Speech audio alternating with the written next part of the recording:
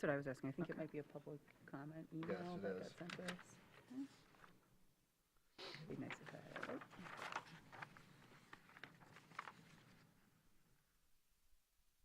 That's sent to the city clerk, but not us. It is 7 o'clock. I want to welcome everyone to the September 18th, 2023 regular meeting of the Sioux City Commission. Hang on one second.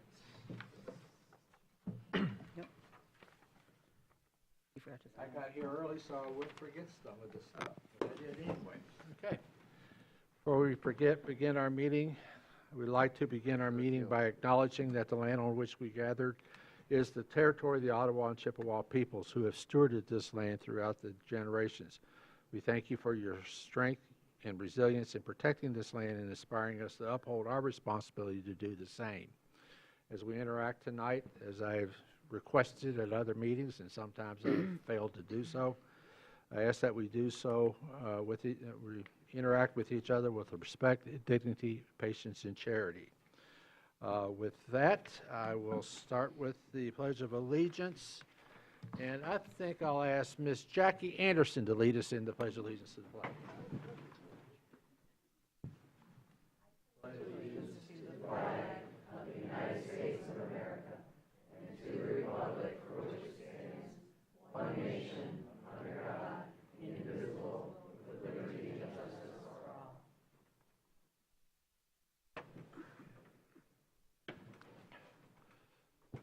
To Miss Anderson's probably sorrow, she is my over-the-fence neighbor, so she has to put up with me more than she realizes. So anyway, we'll start with roll call, please. Commissioner Werner? Here. Mayor Pro Tem Shamrow? Here. Commissioner Treadwell? Here. Commissioner Colbert? Here. Commissioner Wilson? Here. Commissioner Stanley? Here. Mayor? Here. Okay, our next item was supposed to be a proclamation of International Day of Peace. We were going to be presenting this to Mr. Tim Keenan, and I haven't seen him. There will be another presentation on Thursday morning, 9 o'clock, down by the Peace Pole, which is close to the courthouse if you'd like to do that. So I won't be making that proclamation here. So it's in our packet. If you needed to read it, we'll take it from there. So with that, announcements from the interim city manager? No, just that we are pulling item. Oh, I was going to do that later. Okay, sorry. Then I'll leave it for you then. Okay. It's right there. There's no other announcement. Okay. Announcements from the city clerk. The Arts Commission will meet this Wednesday, September 20th at 3:30 in the committee room. The Brown Bridge Advisory Committee will meet this Thursday, September 21st at 5:15 p.m. in the training room. The Housing Commission will meet this Friday, September 22nd at 9 a.m. at the Governmental Center. Of course, we're always looking for individuals to be part of our boards and committees, so please get your applications into me. Community updates, project updates for those watching this evening and for those in the audience. As many are already aware, the reconstruction of the intersection at Cass and East 8th Street began today and is anticipated to be completed in mid-October. Pedestrian, vehicular, and bicycle detour maps may be found on our website under the projects page. The Madison and Jefferson project has been underway and is on schedule, weather permitting, to be completed by November 10th. And as a reminder that the city issues a weekly e-newsletter, the Bay Brief, that covers the latest scoop on city initiatives and programs. Please subscribe. And again, I'd like to remind commissioners, staff, and members of the public to speak into the microphones so those watching at home and the recording in this meeting is easily heard. Thank you. Okay. Also, it didn't take long to turn a building at the senior center to a pile of rubble today. So this is, anyway, a lot of things are gone. So there you go. All right. Yes, before we go to the consent counter, we were going to remove, or we need to remove item 1 from new business, and this is at the request of the applicant, but it will most likely be back on our agenda for October the 2nd. That item dealt with an amendment to the Code of Ordinance, which would add marinas and boat liveries as an allowed use in the HR district. So that's being removed at the request of the applicant. Okay, with that, we'll go to the consent calendar, please. The purpose of the consent calendar is to expedite business by grouping non-controversial items together to be dealt with by one commission motion without discussion. Any member of the commission, staff, or the public may ask that any item on the consent calendar be removed therefrom and placed elsewhere on the agenda for individual consideration by the commission, and such requests will be automatically respected. If an item is not removed from the consent calendar, the action noted in parentheses on the agenda is approved by a single commission action adopting the consent calendar. 1. Consideration of approving the minutes of the September 5th, September 7th, and September 11th, 2023 meetings of the City Commission. Approval recommended. 2. Consideration of authorizing a service order for 2 elevator upgrade kits and repair services at the Larry C. Hardy Parking Garage as recommended by the Downtown Development Authority Board of Trustees. Approval recommended. 3. Consideration of declaring a 2014 Dodge Ram surplus and consideration of authorizing a purchase order for a Ford F-150 pickup truck for use by the fire department, which is a scheduled purchase. Approval recommended. 4. Consideration of authorizing a blanket purchase order for snow plowing and hauling services in the downtown area for the 2023-2024 season. Approval recommended. 5. Consideration of approving budget amendments in connection with standardizing the pay schedule, readjusting the point range of the classification grades, and job description updates for positions within the ACT, Administrative, Confidential, and Technical Employee Group as result of the compensation study and plan approved by the City Commission on August 7th, 2023. Approval recommended. 6. Consideration of authorizing an agreement for a conditions assessment to include evaluating green initiatives of the Larry C. Hardy Parking Garage and Old Town Parking Garage. Approval recommended. 7. Consideration of authorizing purchase order for Hardy Parking Structure signage replacement. Approval recommended. 8. Consideration of adopting a resolution authorizing the issuance of a new microbrewer and small winemaker's license with beer and wine tasting, on-premise tasting room, entertainment, and Sunday sales AM permits to Earthen Ales LLC. In consideration of authorizing the city clerk to issue the related registration allowing the operation of the licenses at 1110 East 8th Street, Traverse City, Michigan 49686. Adoption and approval recommended. Okay. Is there any item that the commission would like to have removed from the consent calendar? For an agenda review. Item 4, and then can I make one comment about Yes. another item? I'm supportive, there's several parking garage items on here. I'm supportive of moving them forward. There was a flurry of emails today that I was involved with, not time to get to a final answer. But maybe when the one item is brought back as far as the assessment of the condition, included at that time, we could have a full depreciation schedule, both looking backward since it's initiation for that fund balance, as well as projected forward for that fund balance for the life of the parking garages. Okay. Thank you. You're welcome. So item 4. Item 8. Item 8. Anyone else on the commission? Okay. Anyone from the public like to have an item removed?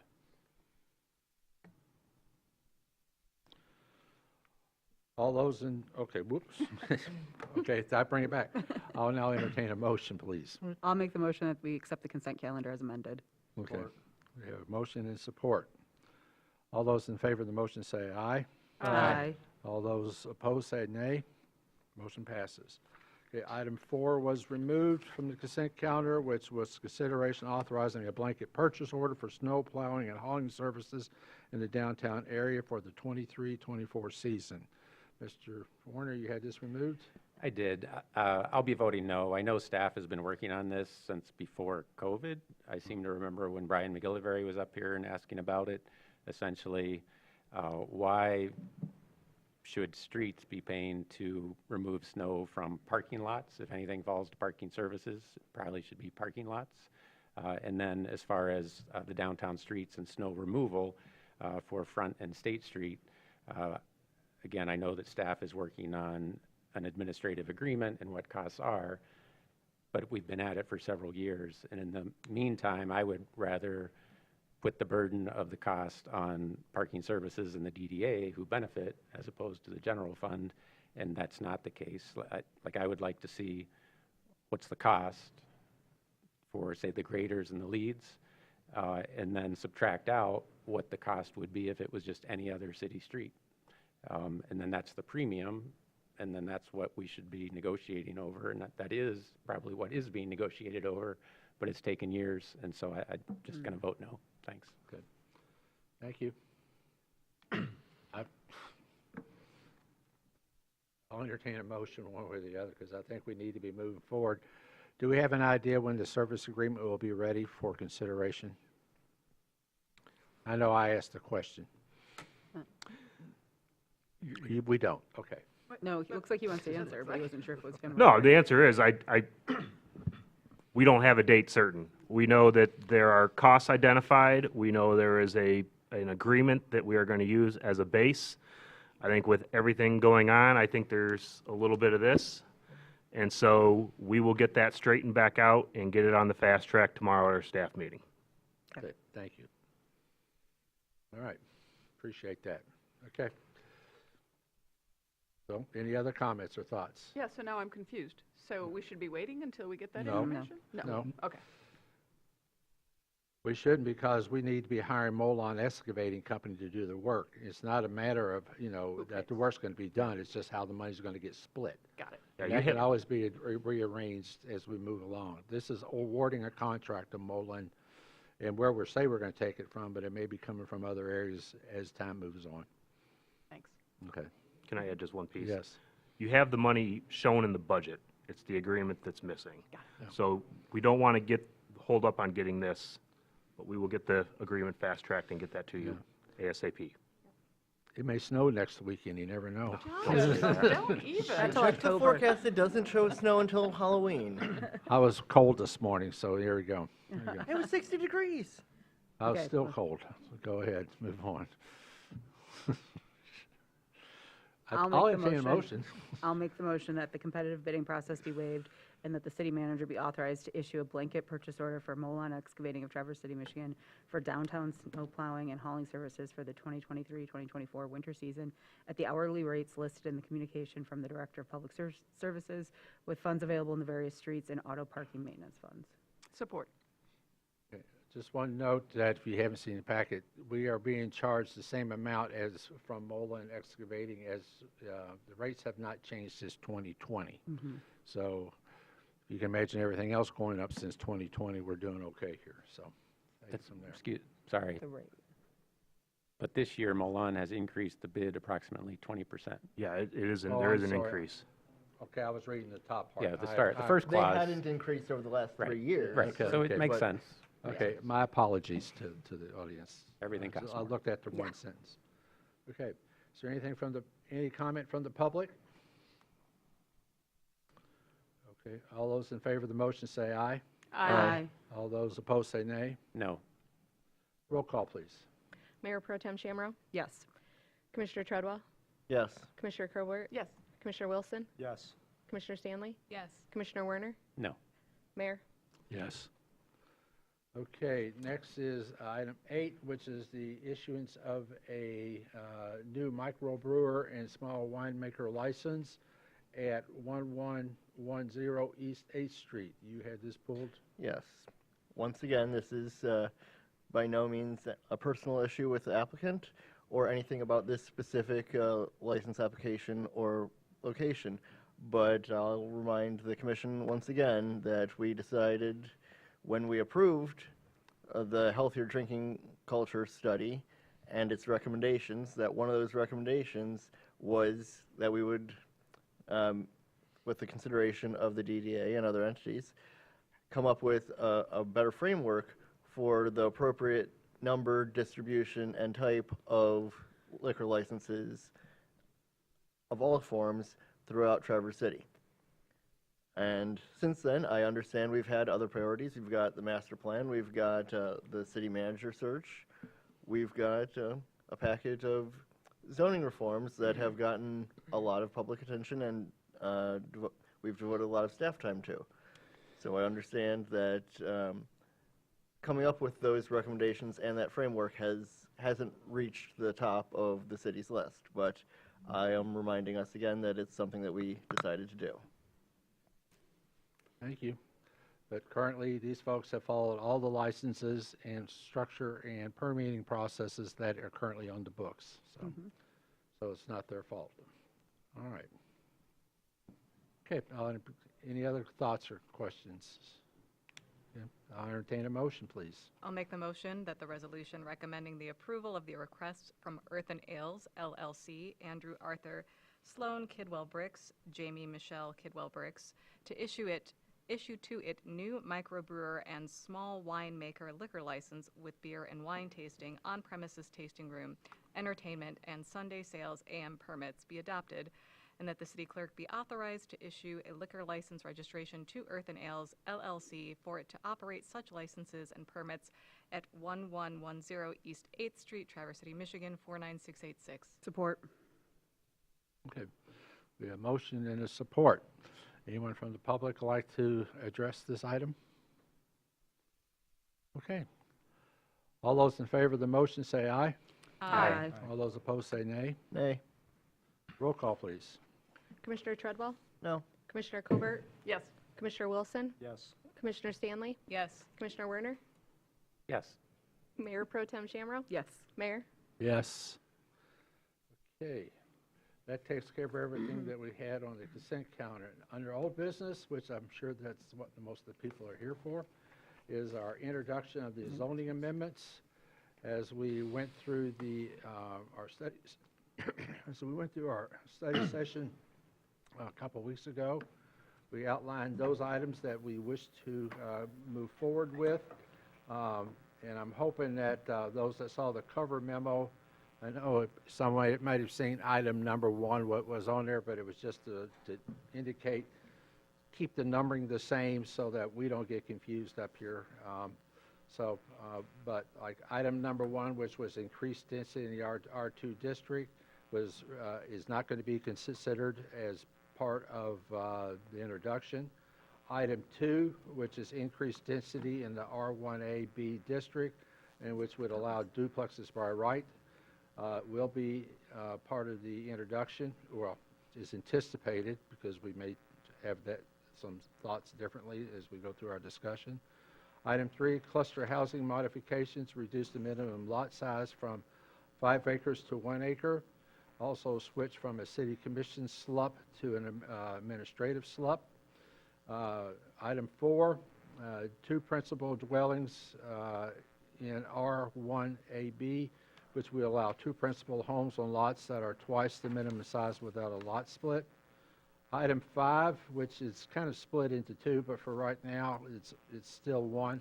But the mention of standard modification, which would reduce the minimum lot width in 1RA, reduce the minimum lot width in R1B, reduce the minimum lot area in R1A, reduce the minimum lot area in R1B, increase maximum impervious surface in R1A, increase maximum impervious area in the R1B, and also increase maximum impervious surface in R1A. And then under item 6, out of the 6 items, only 2, which is accessory dwelling unit ADU modifications. The only 2 items out of the original was that continue to discuss to remove the annual cap of 15 permitted ADUs and allow ADUs with duplexes in the R2. So those are the only items that are being recommended for introduction at this point. Through discussion, we may reduce some of this, we may not. So we'll take it from there. So, Mayor, if I could just real. yes, you want to? I just wanted to correct 5G should actually be R2. Okay. Just R2 a. is R2, okay. Thank you. And I am prepared to walk through this if you'd like. If there's discussion or other things that you would like to go, whatever works for you all. Yes. I was just going to say, if we could, as we're discussing each item, could we just have it up so people can see what we're talking about, Yes. as opposed to having a formal presentation, slide 1 through slide X? Yes, Okay. we can absolutely do that. I would just suggest when we get to, I think it's 5, that has most of the potential changes. I think that one, I'll go through all the slides at once, because what we've also tried to do here is show some of the examples and show what would potentially be eligible under these changes and what wouldn't be. Because I think there is some conceptions out there that a lot gets lost when you talk about things by right. By right sounds like it's an automatic. It's really a planning and zoning term. It's really not automatic. So we've tried to kind of just show some real-world scenarios, so how that would actually work. So first and foremost, too many screens going on here. First and foremost is the discussion of increasing density in R1A and B by allowing duplexes. There we go. This is just the summary of what we're talking about. It's in the packet. So these are some examples of duplexes that exist in these zoning districts currently. Just to give you kind of an example of existing homes that have been converted. And let me just see if there's anything else on this one. That is the only example we have for item 2. And our city attorney is also here if there's any questions that are requested regarding the actual ordinance language itself.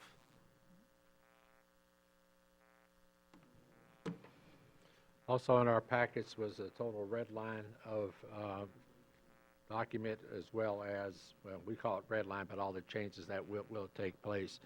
All those are available on our website through the meeting. So, go ahead. Okay.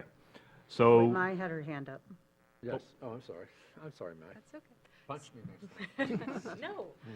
So for clarity's sake, and for purposes of this discussion, I would like to highlight, and if this is in fact the case, that when we're talking about duplexes in these districts, we're talking about a single structure, not multiple structures. It would.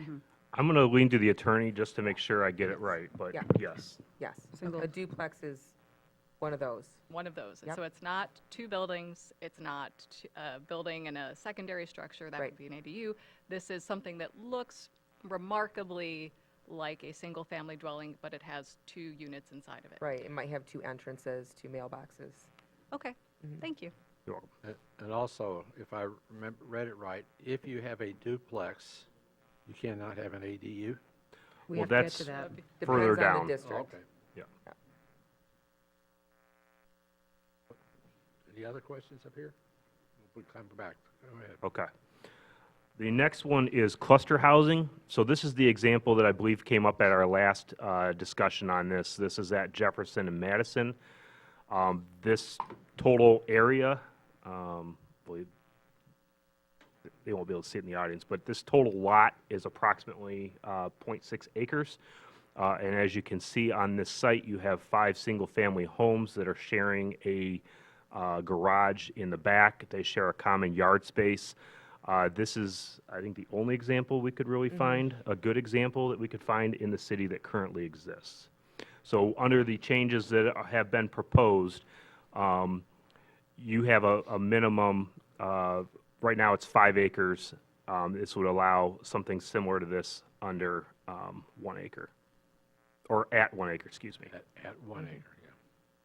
So it wouldn't allow something That's right. quite this small. That's what I'm going to say, this wouldn't be Correct. allowed currently. No. Yeah, I have not been here long enough to know how this, Oh, I think it predated, somebody said, Yes. but did that, to our colleagues that are on the planning commission, did the discussion of the 1 acre and this come up in it, like, I don't remember, then that's fine, I'm happy to stick with 1 acre for now. The point is Can that always be it changed has in the to future. be a size large enough that it only factors into a select handful of properties across the city. But in those parcels that might be large because of the way that a road is very far set back, or that it has a stream running through it, or it has a long lot with some lake frontage at one end, Yeah, I think so. there are a handful of such lots across the city that it would make more sense to develop in a specialized form rather than splitting it into a bunch of smaller lots. Okay, thank you. But keeping it at a larger amount means that you wouldn't see this popping up in any lot of any size. Because the goal of cluster housing is generally to allow for slightly different arrangement of the buildings if there wants to be more green space or some specific area of the property that is left undeveloped. Maybe it's a steep hillside, maybe it's water frontage, maybe it's a beautiful patch of forest. Anything further on this one at this point in time? Okay. The next one, there's a few slides on this one. So the next one is allowing 2 principal dwellings in the R1 and RB district. It would allow 2 homes on lots that are twice the minimum area without a lot split. I know we had the contradictions in the memos. It is without. We quadruple checked it. So the first examples, these are existing examples. Again, all of these predate most of us that are here, so I can't necessarily answer, how they're there, but they are. So you'll see example 1 over on Boardman Avenue.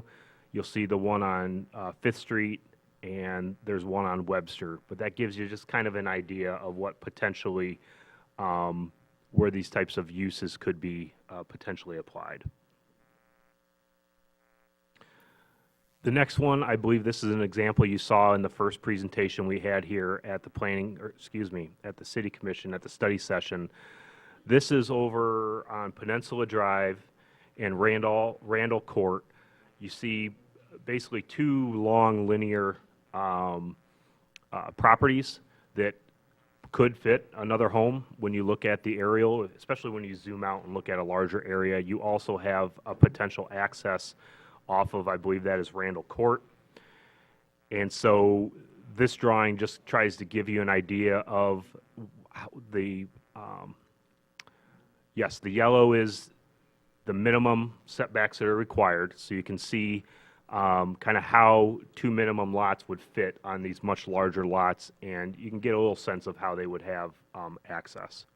And to clarify, since if we pass item 2, it would allow duplexes in this area. This is different because it still has to abide by the setbacks between buildings and all around the 2 developable parcels. I'm getting the head nod. That is correct.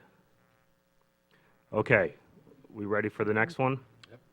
Okay, this one has a disclaimer. So we're going to be going through some maps. And these maps are basically, imagine if the whole city was a blank canvas, right? And there were no existing structures on there, and hopefully this will make sense as we go a little further. So when we say the actual numbers that could be impacted are much lower than what we're showing here. It's just how we are able to search these properties with our system. We have to put certain parameters in there, and it doesn't catch the nuances that we have to go through when we're individually reviewing each potential applicant that might be looking to try to take advantage of some of these changes. So again, I just want to stress that any application that we would get under these proposed rules, we have to go through and verify and address each individual item that would come up as a part of that review. Okay, so, this is, I didn't realize it's an actual movie. We're trying to have, set this up so that we can actually have some questions here. Some of the questions that we are hearing from the public here, we want to make sure that you are all able to consider those. So we're going to go through a couple scenarios as far as which parcels could actually be split. So which requirements have to be met? Excuse me. So first and foremost, adequate lot size and street frontage. It fits within the impervious surface limits. Its owner desires to split or build on the parcel. The structures are built in a way that allows for it to meet these requirements, and setbacks are met for all buildings.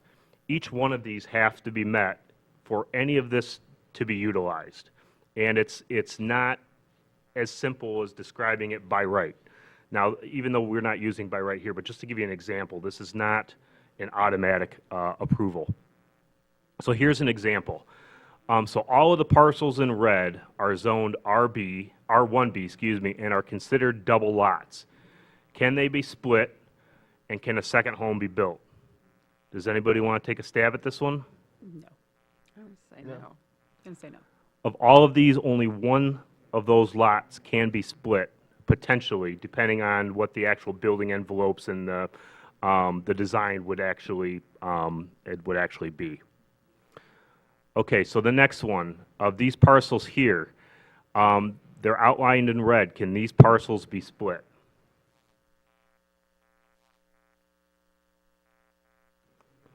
None of these can be split because none of them, well, the first example, lot number 1, the rear Well, yard. Wait.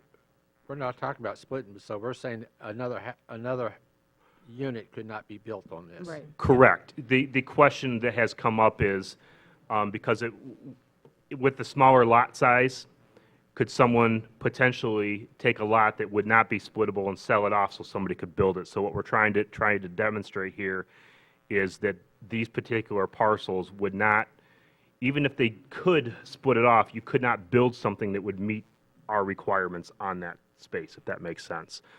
So the one yard doesn't meet the total square foot. The other has to do with the home and garage where they sit, and the other lot is just simply too small. So again, I want to reiterate, every case is going to have to be looked at individually. So now we're going to get into some of these maps. And like I said, this is not an easy one to communicate because of the way we are set up, how we can search properties, and every site is unique. So I know some folks might be looking at some maps up here. It does absolutely not mean that all of these parcels that show up colored, it does not mean, really does not mean that all of those parcels are able to be Have a second dwelling. addressed through these ordinance or have a second dwelling on there.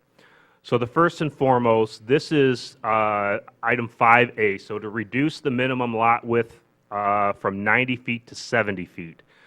So within the R1A district, and again, assuming all these lots are vacant, there's no houses, there's no sheds, there's no garages, there are 49 parcels in the entire city that would fall within that area. So I don't know how well everybody in the audience can see it, but they're colored in red. So most of the clustering is up on Peninsula there. You have a little bit down, Blue. I'm sorry, what did I say, red? Red. You said red. Because the other ones are, because the other ones are red, they switched it up on me. And then you have a little bit down to the south west. Okay, the next one, let's see, R1A parcels, again, assuming, That's just close up. oh, just it's just a closer zoom in. I should have taken that out. Okay. Now we've got reduced minimum lot in the RB from 45 to 35. Again, this is a little bit of a, this is more, you'll see kind of along the bay there. There are 13 parcels that would be potentially affected here. These are in red. I am not colorblind. So, I mean, those And are the only ones that this would affect. Item 5B would only affect those lots. Okay. Yes, please. Well, just, you've said it 6 or 7 times already, but both these red lots and the previous blue lots, many of them have homes on them. Virtually all So, of them do. right, many, if not more, have homes on them. So for somebody to split and put 2 homes, they would have to raise the current home to build 2 homes, which generally financially doesn't work. Or the existing dwelling would have to be set off in a corner of the property. But just trying to reiterate what you've already said 6 or 7 or 8 times, that yes, there are 13 here, but it's not like it's an empty lot waiting to be built on. Correct. And the reason I'm really trying to emphasize this is as we get further down, you will see more red dots. And and in those cases, again, it goes back to each lot individually will have to be looked at because they're not all vacant. They're not all apples to apples. Okay, and just to zoom in, let's see here.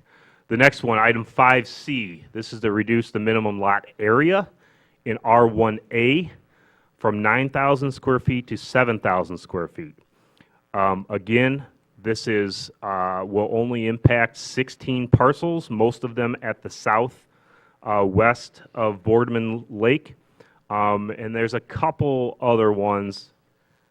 Is there a zoom in? You can kind of see it. There's a couple on Peninsula, and then there's one off of, was that 8th Street? Off 8th Street. Okay. I forget what this one is. Okay, we've hit this enough. Okay.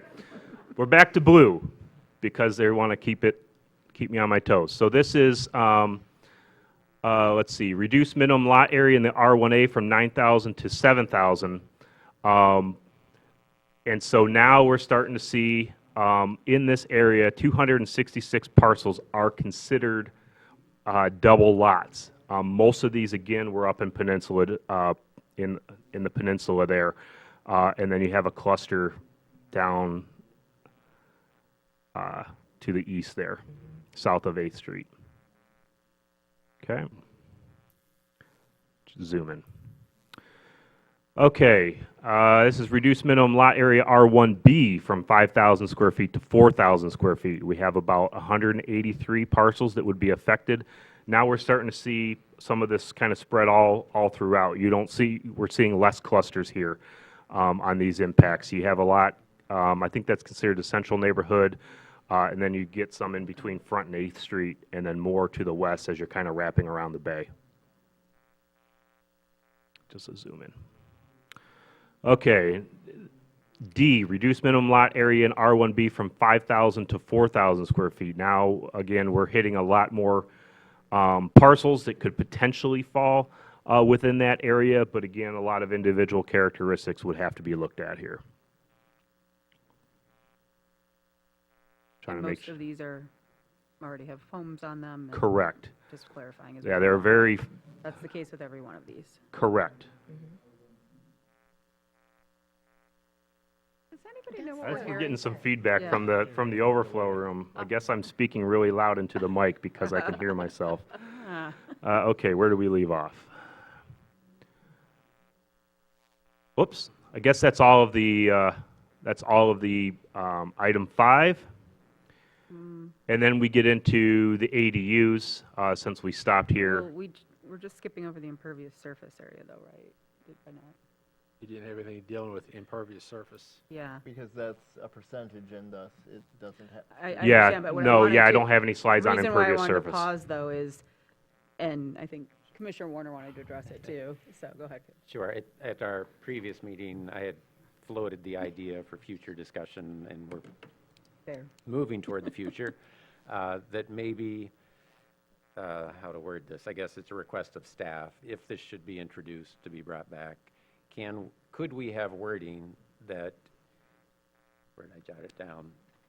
If more impervious surface than the current maximum is being requested by a property owner, so say going from 30% to 35% because whatever they're doing, but if they're moving above the current maximum, that the current requirements that we have for commercial, at least C1, C2, for keeping stormwater on site, so we don't have to have staff rewrite anything, that applies to any place that's asking for more impervious surface. And I wanted to pause there because this is right now being asked to be voted on in one chunk, and I would vote no on the whole motion because I would like to, unless that language is included. But So, if we're voting on each one individually, then- they're not, that's not what the motion I is, know. though, so. Yeah. If others, I guess this is the time to discuss that. Are others interested in having that language added? Because that would be Yes. the deal to me. Okay. And yes, we can certainly bring that back. Just from an operational standpoint, when you think about these commercial requirements, for them to retain effectiveness, they need to be maintained. There's an inspection program and all of those types of things. So the commission will want to consider, how do you want to implement that? Because there could be some challenges with implementing that kind of a maintenance or inspection type program. And I just want to say too, we need to pull together the appropriate staff for that because the more I thought about it, the idea of using the commercial standards, there may be elements that are more appropriate for a residential setting. And I think that it might be a good approach to lay out examples of elements that would be appropriate for residential right in the ordinance. So like if you had, and I'm not saying this is going to be what the engineering department tells me is good, because I'm not an engineer, but like if you have a rain barrel, that would be a thing that would work under the ordinance, or some sort of elements to make it easy for people to understand what would be expected in a residential setting. Then let me ask, this is going to be for possible enactment on the 16th, and I'd want to see that language in there for that. Is that viable, or should we just pull these now, and that is something that will have to come back when, at the leisure of the next commission or other? Personally, I'd like to just pull them. Well, I was going to say the opposite, like have, if staff, like if there's bulleted items and they say, nope, yes, yes, yes, nope, nope, nope, and bring it back in front of us, and on the 16th, if we're not convinced that that's enough to address the stormwater, then we're like, no, sorry. But not to have staff spend lots of time, just kind of, like I said, go through like check, check, X, X, X, check, check, check, check. That's really what I was asking. Is there time for the staff to do that? I think or we have enough would that be- time Okay. to vet this from a high level. Yeah. And give you some practical feedback as far as what it would take to implement such a thing. I mean, it's easy. I could tell you right now, I feel totally confident we can give you a checklist on what a resident could do. Right. The question comes in, are we going to stay up on top of this, and is there going to be an operational step that we need to adjust for? So we can be ready with some of that information for the next conversation if this does move forward. Okay, then that would be my condition, that is somehow, whether it's the wording or whatever shows up to us on the 16th, we'll have that caveat in it or the explanation so that we can exit out then. We'll Okay. work on that. But as That's a in here. clerical correction, I think separating these two would be good. Is that possible? The whole thing's together right now, though. I know, but is but- there a way to, Well, that's what I mentioned earlier, that A, B, I thought it was going to be C, and separate, to be D honest. are one item, kind of under 5, and E, F, and G are another. We know that they may stay together, or they may not when we get to the final decision.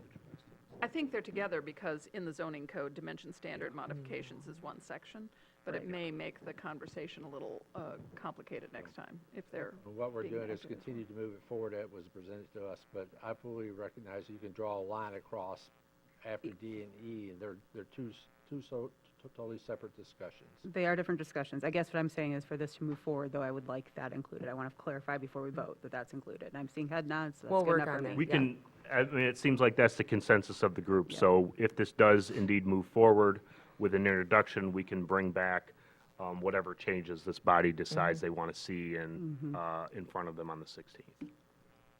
Okay. All right. And then last but not least, get back to where I was. This is the ADU conversation.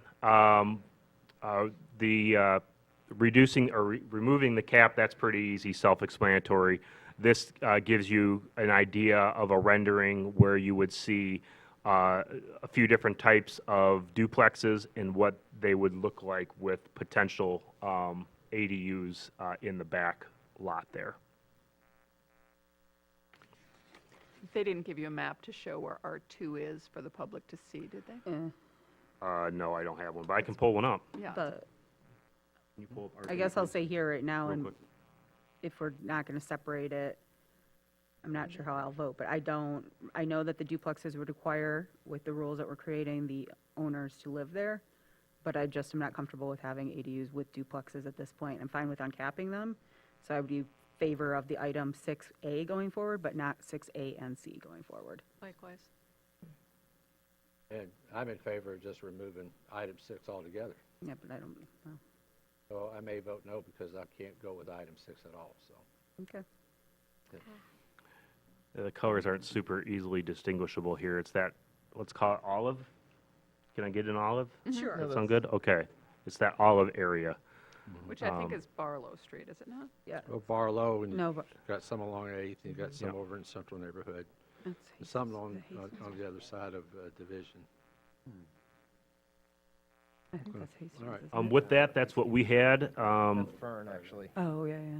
Oh, Fern, yeah, thank you. We're happy to take any questions or any additional feedback. Is there a desire for C to go forward? Which one? C, 6C. Like cat, sorry, I realize I'm just Well, making 6B some. was never there. It was either A and C. 6C like cat, I said, is there a mo- desire for that to go forward? I just want to point out that, I mean, most of those properties back up to like commercial enterprises anyways, like, so it's not, I don't know, it doesn't really mess up the vibe of the neighborhood by allowing it. I guess I would ask that, can we when it gets through there, can't we somebody could make a motion to move forward item 6A, and we could take action or not take action on that. Somebody could potentially make a motion on item 6C separately, and we could potentially take action on that. Like that is- Absolutely, there's nothing Let it written stand or here. fall on its Yeah. own. Can we have the packet laid out as such when it comes back to us then, and not a clump like we've got down here right now? Yeah, I mean, yes, we can present it any way you'd prefer. I think that would help. So right now, this is what's in front of us as an introduction, with the caveat that under E, F, and G, there's going to be more language to deal with stormwater on site if this gets, to deal with stormwater to be dealt with more on site if these percentages are met. Yep. Is that way I understand it, Tim? Okay. So those languages with that caveat. Everything else is still there, right? And of For course, the now. motion is a generalized motion to cover all this. The real decision and separation of all this will happen on the 16th, because they're going to come back on the end. I would imagine we're going to deal with them piece by piece. Question, do we have to, and this isn't being facetious, though it sounds like it, for the motion, do we have to say the amended amendments because we did amend E, F, and G, or is it just now because we've made the amendments, the motion stands? I don't want there to be any confusion on it, though it sounds Is there confusing something how I that's got to asked. be in the recommendation, or it's just understood? No, we'll bring it back with the, Okay, so we with don't the have to language. notice that, okay. Like when we do the that we amended talked about. agenda. Yeah, no, good question, though. Okay. All right, is there any other questions from up here? All right. Respectfully, okay. Do we want to put a motion and a second on the table? If that's what we'd like to do, then we'll open it up for public comment. I'd like to move that the amendments to the Traverse City Code of Ordinances, Chapter 1378, Renewable Energy, Chapter 1326, Districts, Boundaries, and Zoning Map, Chapter 1332, R1A and R1B Single Family Dwelling Districts, Chapter 1334, R2 Two Family Dwelling Districts, Chapter 1364, Special Land Use Regulations, and Chapter 1368, Size and Area Requirements, as recommended by the City Planning Commission, be introduced and scheduled for possible enactment on October 16th, 2023. Okay, we have a motion and support. I'm going to open this for public comment, and so we'll allow those to come forward. Would you mind stating the rules for public comment? We ask that you state your name and address, indicate if you are a city resident, non-city resident, and/or city business owner. We have a 3-minute time allotment per speaker. When your time is elapsed, the timer will beep. And finally, we request that all language be respectful to all parties. Okay. Floor is yours. And if you don't mind, so we can expedite this, please line up and we'll open that door. You can do however you would like to do that, so. Anyone like to make, yes, ma'am. Thank you. Wow, I'm glad I get to go first tonight. So my name is Yarrow Brown. I'm the Executive Director of Housing North. I'm not a resident of Traverse City, but our nonprofit office is in Traverse City. First of all, I want to thank you for your service and dedication to this topic. You've heard many opinions on this, and this is not the first time you've heard from me at Housing North. I'm here as a nonprofit organization in the city who's constantly aware of the housing crisis when I'm considering who I can bring in to provide more technical support to our region, including Grand Traverse County and Traverse City around housing. We are relying on you to take the lead on this and demonstrate how positive changes can be made for housing that will help our residents across the income spectrum. Housing North is here to help navigate these tools and opportunities to encourage diverse housing stock and ensure there is housing for our year-round residents, from those experiencing homelessness and for those making 80 to 120% of the area median income. As you are well aware, there is an extremely low vacancy rate across our 10 counties, with some of the highest need in Grand Traverse County and Traverse City. Without these zoning changes, we will not be able to support the city's housing needs to retain and attract residents who are currently here and want to live here. We are not just working in Traverse City, we are working regionally to focus on ways other communities can also help with housing, so it just doesn't fall on Traverse City alone. However, you have a desirable community with much to offer, and these zoning changes will provide opportunities for both small-scale developers and individual homeowners to invest in housing and provide more units, which is very badly needed.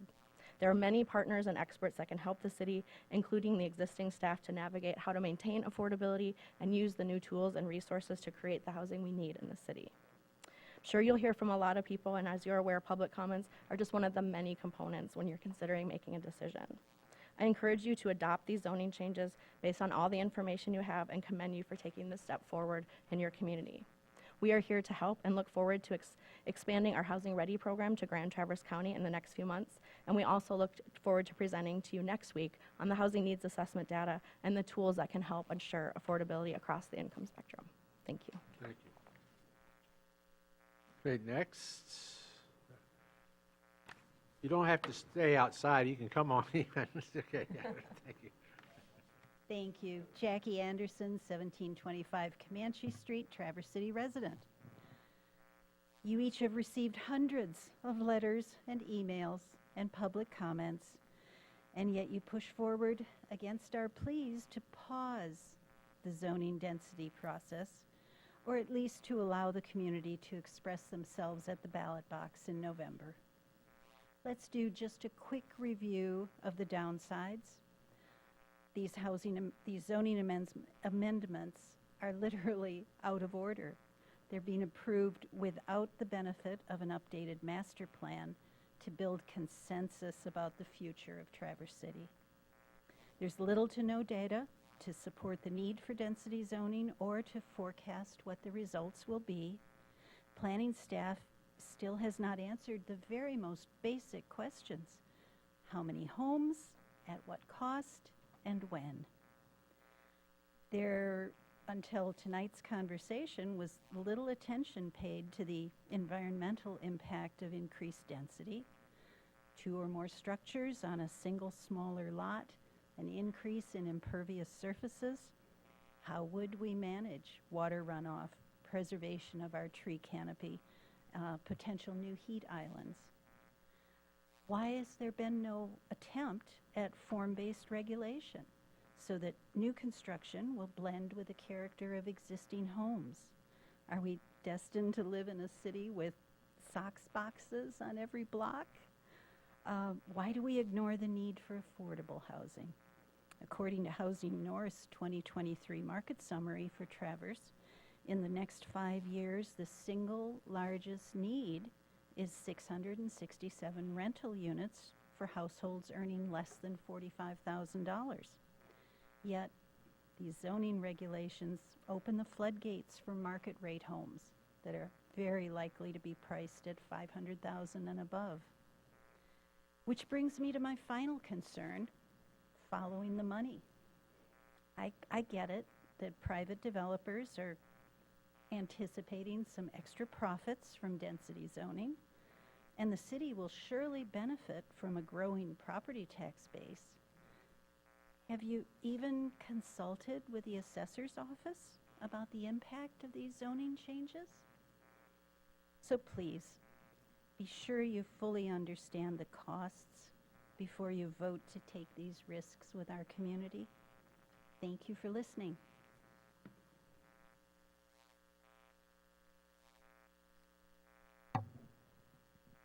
Hi, my name's Nancy Wright. I live at 634 Washington Street. When I came here with questions about how you guys haven't quantified anything. And you attempted that tonight, but you still can't tell us how many more houses is this going to bring. We don't know that. And you say we're fearful that it's going to, build tons and tons of density. Yes, we are, because you can't tell us what this is going to do. So how do you know if this is going to fix our housing shortage issue if you don't know the impact? I'm confused. And is our housing shortage self-made? How many hotels are we building this year? Like something like 6 or 8 hotels? Did we think about who was going to work there and where we were going to house them before we let them build these hotels. Where's the city going? What's our direction? We don't know. You guys are in the middle of redoing our master plan, so why aren't we waiting for that? We seem to be going off in 50 million different directions without any answers. You want to increase impervious areas? So 2 years ago or 3, whatever, why did we hire a full-time arborist if we're going to get rid of trees now and increase density? It doesn't make sense to me. You're doing one thing, saying another, and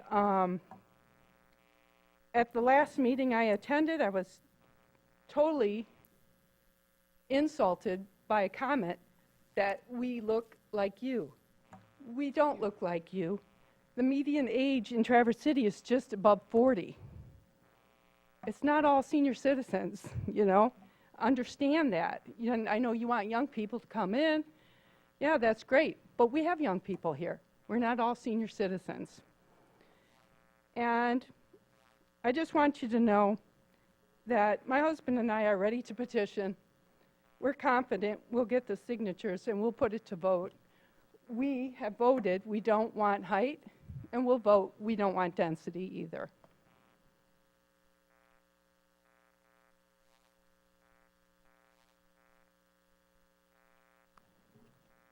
My name is Dr. Christopher Richard Crane. I am not a resident of Traverse City.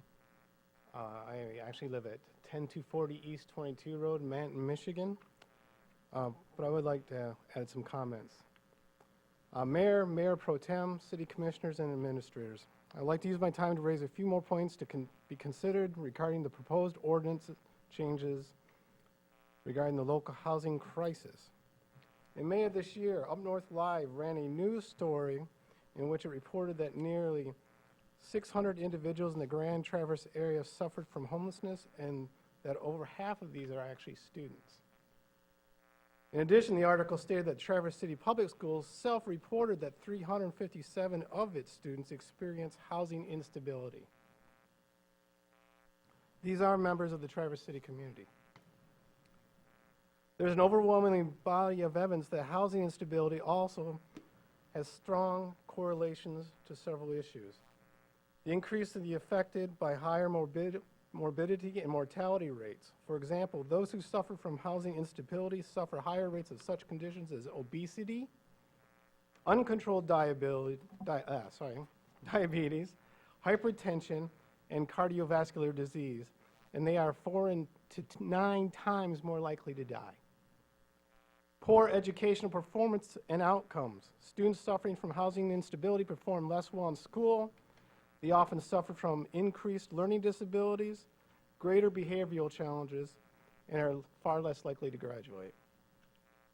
The increase of criminal behavior and recidivism, either voluntarily or involuntarily, is in effect. In addition, those who suffer from housing instability are more likely themselves to be victims of crimes. Research indicates that housing instability costs the American economy approximately $2 trillion a year in lost wages and productivity, and slows GDP growth.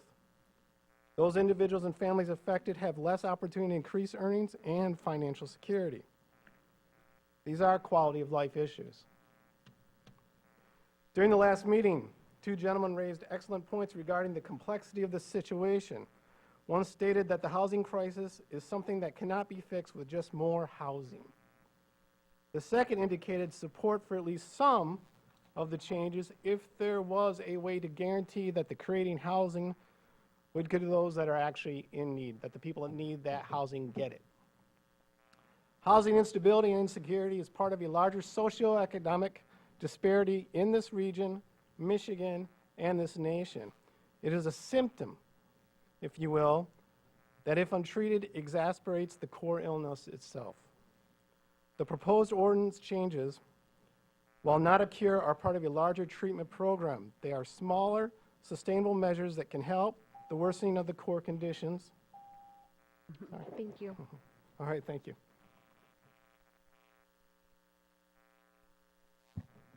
Good evening, Heather Shaw, 655 West Orchard Drive. Without form-based metrics to ensure that all new buildings are compatible with existing buildings, all you've got is words without form. You've got more problems than just stormwater and duplexes in R2 with ADUs. You toss out the names of all these new allowed uses like duplexes, ADUs, cluster family dwellings, but there are no requirements for scale and form. It's half-baked zoning reform, and it's a reckless misuse of power in a nearly 200-year-old city. We need we need a form-based approach everywhere in all of these amendments. I sent you a page last weekend that illustrates the danger of just relying on setbacks. You get oversized buildings. You need width setbacks too, so that you don't get one single family that goes setback to setback on 2 or 3 lots. Cluster housing, same problem. Municipalities regulate for their orientation to the sun. They regulate for stairs and maximum wing width. I don't see any of that here. If the city wants to get out of the way and allow density to just happen in our neighborhoods, then the zoning needs to be written in a way that results in a predictable built form. Forms that complement the neighborhood. If you don't do that, you're going to get all sorts of weird, incompatible, and alarming shapes. Neighbors will be upset and unwelcoming. And the Planning Commission will be inundated with oops amendments to the amendments. I was kind of going to let the 2 principal dwelling things slide, but I'm getting angry. Nothing has been changed. Not a single word since we started looking at this in December. There are still golf courses listed as a allowed use in R1A and B. R1A and B. If we are here to increase housing, what are golf courses doing there?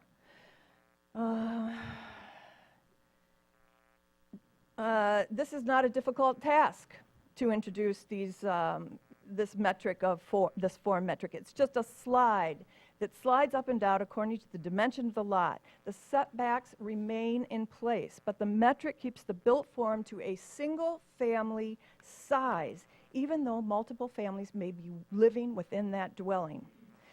I can see a rationale for reducing lot sizes in the city if we had blighted neighborhoods and vacant lots, but we don't have any of those. We have very few.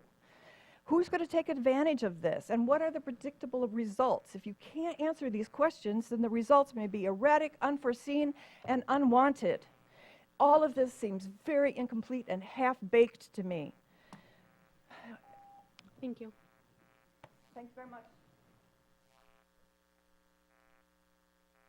My name is Justin Reed, 630 Cottage Drive, Apartment 1B, Traverse City, Michigan. I'm a city resident. So the whole entire thing of the mention about the hotels is the new hotels are outside of city limits. There's no new hotels that are coming in Traverse City within the city limits. Most of those new hotels are in East Bay Township. So that argument is not valid at all. So,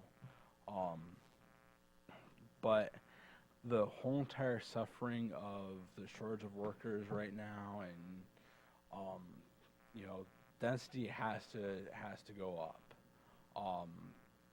With the height restrictions and with everything else that goes around with this, I mean, you talk about a vibrant downtown area. Well, if you have no workers for downtown, then you don't have a vibrant downtown area at all.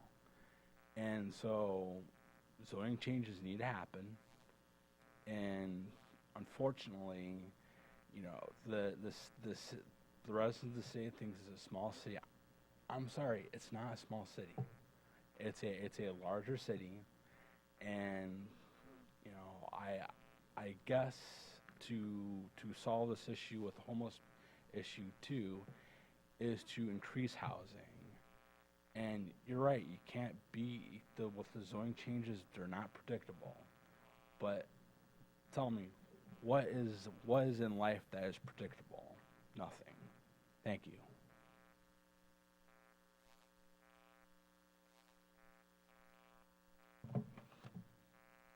Mary Mills, 424 North Elmwood. By right means that a development may proceed under zoning and other local land use regulations without the need for a special permit, variance, amendment, waiver, or discretionary approval. This is a picture of a by right development that occurred over on 7th Street. It is now being labeled in the master plan appendix on a housing as a poor transition between intensities of land uses. The SLUP under cluster housing. A SLUP reflects the considered judgment of the our community based on the master plan that some land uses may have more intensive or negative impacts on surrounding properties, requiring a heightened level of review and control to ensure that the land use is appropriate to that specific location and any negative impacts can be reduced or mitigated. Administrative-only approval would leave the review process up to one person. And my understanding, that person would be our planning director, Sean Winter. This discretionary review process is our only tool to prevent inappropriate and out-of-scale development. Our residents want walkable neighborhood living rather than city living. We have no other tools to compel investors and developers to be respectful of our neighborhoods. Based on the approval process and the content of the 6 proposed zoning ordinances that were sent to you for approval, relying on the planning director to ensure the appropriate development occurs within our neighborhoods will not take place. And under the examples that you showed this evening of the I guess it would be the duplexes, they were all single-family homes. Now, under Chapter 1332.02, we have an extensive outlay of conversion of one-family dwellings to two-family dwellings. So when you talk about duplexes, are you talking new construction? Because everything you showed was a one-person home that was divided into 2. Will this allow for new builds? That hasn't been addressed. Also, I'd like to address the number 5. Traverse City prides itself on the care and value of our tree canopies that they provide the neighborhoods in the city. 100-plus-year-old trees will be cut down to make room for more density as lot sizes decreases. Now, my following quotes here are from the master plan appendix on sustainability, resiliency, and natural systems. The presence of many street trees and well-kept gardens and lawns contribute to Traverse City feeling like a very natural city. Thank you. And that's on page 5. Thank you.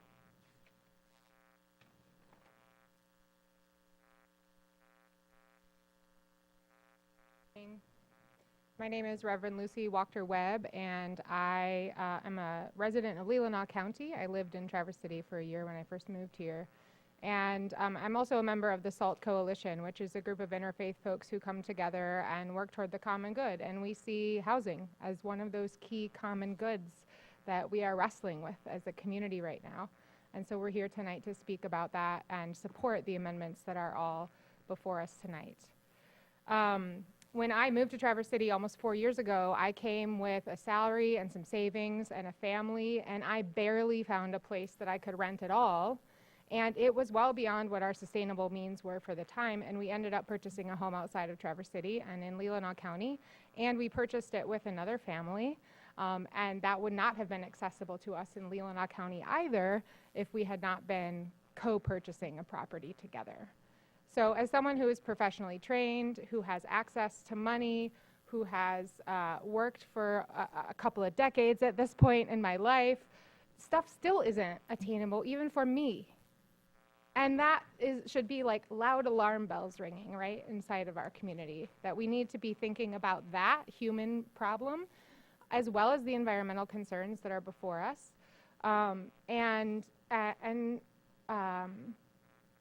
frankly check ourselves as we think about what do we want our neighborhood blocks to look like, and how does that compare to who we're calling our community.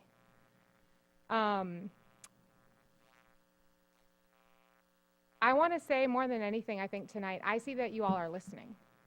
You've been told that you're not listening. And actually, I see you listening. I see you listening to the NMC students who are saying, I don't have anywhere to live. I have to drive from outside of Traverse City to come to school. I see you listening to the folks who work tireless jobs and don't have enough time or energy or support to get here to a city commission meeting to speak about how hard it is to find housing. I see you listening to young people who are moving to the area. I see you listening to the kinds of teachers who are trying to get jobs at my kid's school and ended up turning down the job because there was no place to live. I see you listening to all of those folks. And I'm grateful that you're listening. I'm grateful that you're taking these zoning amendments into consideration. And I hope that all of them move forward, including all of the ADU pieces that I know are under contention. I do think density is important. I also think it's not the only part of our solution that we need for moving forward, but it is a piece of it. And so I thank you for listening and urge you to continue to move forward with the amendments as you make your deliberations next month. Thank you.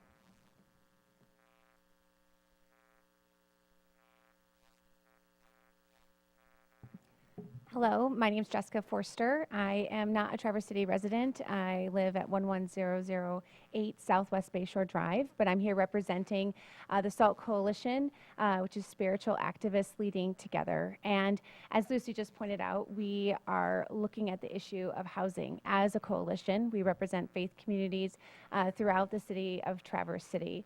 And I was reflecting on our mission statement of SALT while sitting here and listening to the deliberations.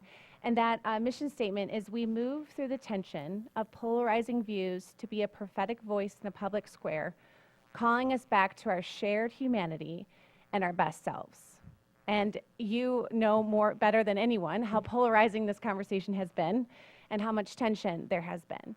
And as faith leaders within our community, we are encouraging you and supporting you in raising up in our shared humanity, that everybody deserves a safe place to live, that our city, our community relies upon the fact that we need to grow. We need to allow people who don't have the means that I have or the means that many of us have to be able to live within our community, that that's better for us as a whole, that it benefits us, that as we raise up those who are the most marginalized, it raises up all of us.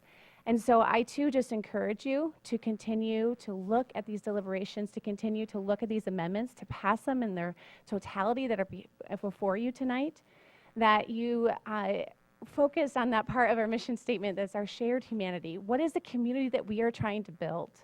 We are trying to build a place where everybody can find a home within the city of Traverse City, that everybody who works within our city can actually afford to live here. The students can afford to live here. That there is a diversity of voices and a diversity of people within the city of Traverse City. And we need to keep looking at housing as being one of the key issues of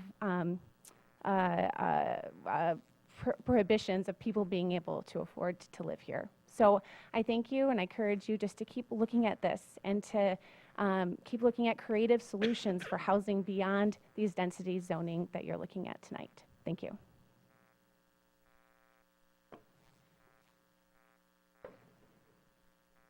Good evening, Mr. Mayor and city commissioners and city administrators. My name is Stacia Mancini, and I live at 334 Cockland Street, Traverse City. And I've only been here 2 years, so I'm new to the city. I moved here from California, and I was in municipal government for about 30 years. My concern is that I know that housing is an issue, not only in Traverse City, but across the country. And how do we make our communities reflective of our city values, as well as our reflecting our need? And we know there's a need here. There are a lot of students. There are people that don't have the financial means that some of us may have. But I do think it's important that one of the documents in every city that I've ever worked in is a master plan. And that master plan needs to be comprehensive, because when you create a city master plan, you are looking at not only brick and mortar, you're looking at values, you're looking how you prioritize your economy, how do you spend your funds? I started out, well, now I'm been retired almost 20 years, but when I started out, I started in recreation and parks, and I was a park superintendent. I have a degree in horticulture. I have a degree in public administration. So I left the park side eventually and went over to recreation, the dark side as I like to think of it, and then ended up as a park and recreation director where I had both. And when I started, if someone had said to me one of my programs was going to be gang prevention, I wouldn't have known the term. And in those 30 years that I've worked in cities, that is an incredibly intricate part of programming for cities, to find places for our youth to have meaningful lives. And how do we do that? I worked in a city that was 550,000 people. And we had midnight basketball. We had other programs that we tried to work with all of our community. But when you do that, the park side of me says to you, there are never enough ball fields. There are never enough soccer fields. So you, as the city commissioners, need to look at your master plan as a way to look at how do we bring land use for recreational needs to fit comfortably with our housing needs. How do we do that? They go hand in hand. And you need both sides to figure out what makes the most sense. Thank you. So thank you very much.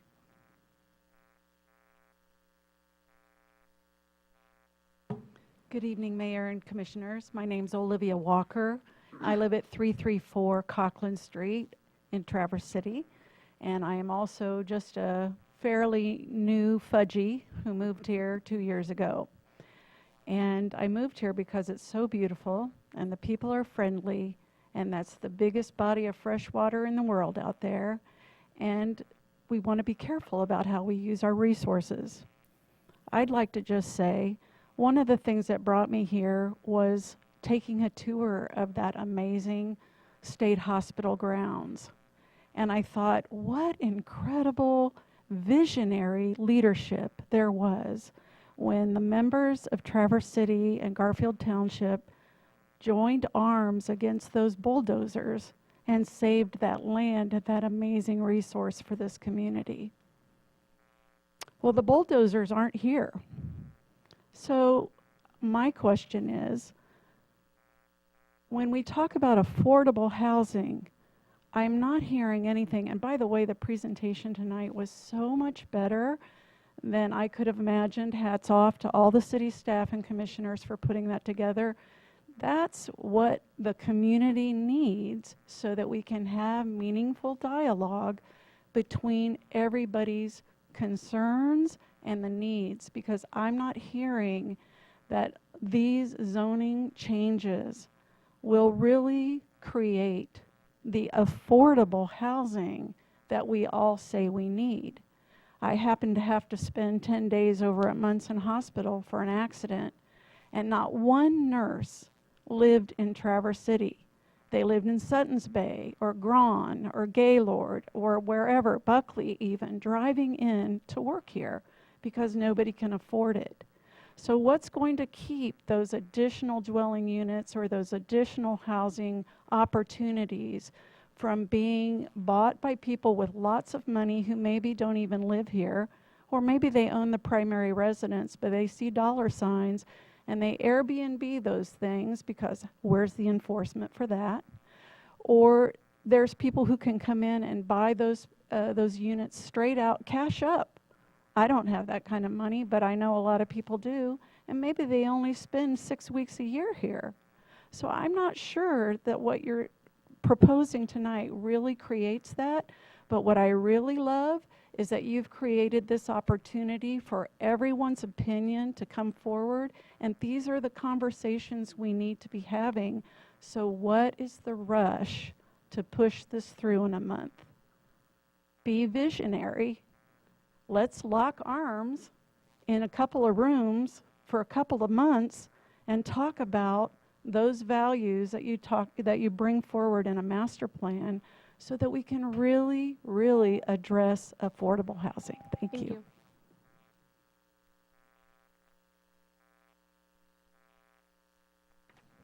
Good evening.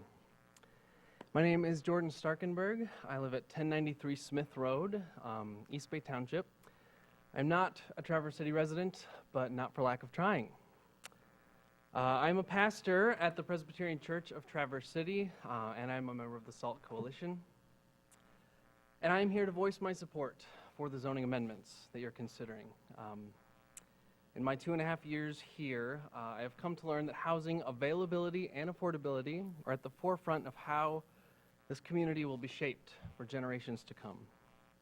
And I experienced firsthand the difficulties that come with attempting to reside in Traverse City. It was my dream to live in the same neighborhood as my church, or at least nearby in town. And I found out very quickly that that was not going to happen. And since then, I have learned of countless others who are unable to find housing, struggle to maintain housing, or have been forced to go unhoused entirely by circumstances beyond their control. In my tradition, we believe in welcoming the newcomer and serving those with unmet needs. Having a safe and secure space is essential for anyone to flourish and contribute to their community. And I firmly believe that our collective well-being is strung together. So if our neighbor's housing need is not met, each of us will find our needs unmet as well down the road. These zoning amendments under your consideration are just one small piece of the affordable housing puzzle, but it is a crucial one that I believe we must pursue. And I encourage you to pass them along as you get forward to next month. There's a lot of questions people have raised, about slowing down, questions about how we're going to address, some environmental impact. But honestly, I've been in a couple of these. I've seen the work you guys have put in. I trust the plans. I trust the preparations you have made. You have been working with the experts. You know what you're doing. And frankly, the rush is because people don't have a place to stay at night. That is a legitimate rush. And so even if there may be some unanswered questions in the community, frustrations, we do need to consider the greater good. Thank you.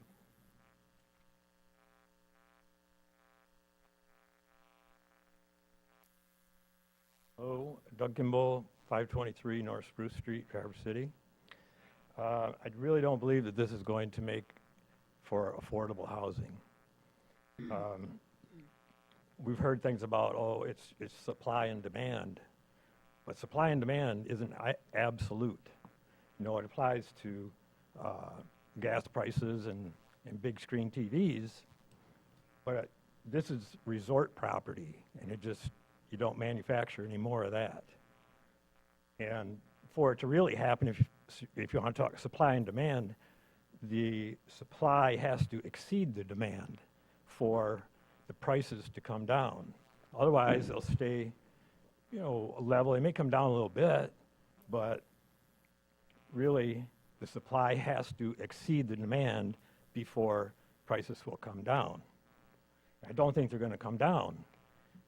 And we shouldn't pretend that this is going to solve any homeless problem or make it more affordable, because property is expensive, building is expensive, and expensive plus expensive doesn't equal less expensive, and it doesn't equal affordable, and it doesn't equal diverse.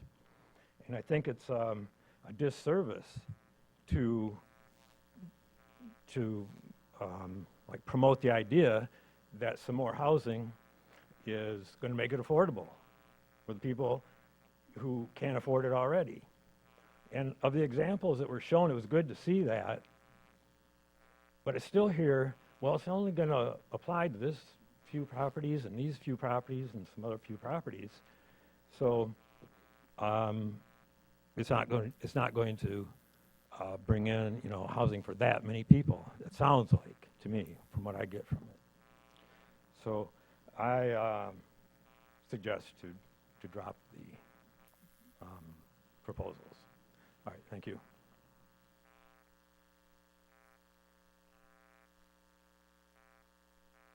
Hi, I'm Jill DiPovolo. You may want to pull your mic down so that, yeah, just Right. pull that mic there. There you go. Hi, I'm Jill DiPovolo. I live at 334 West 16th Street. Kitty corner from Sean Winter, by the way, if that matters.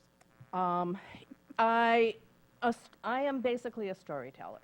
And so I'm going to tell you a little story about myself, and I think is probably replicable for a lot of people in Traverse City.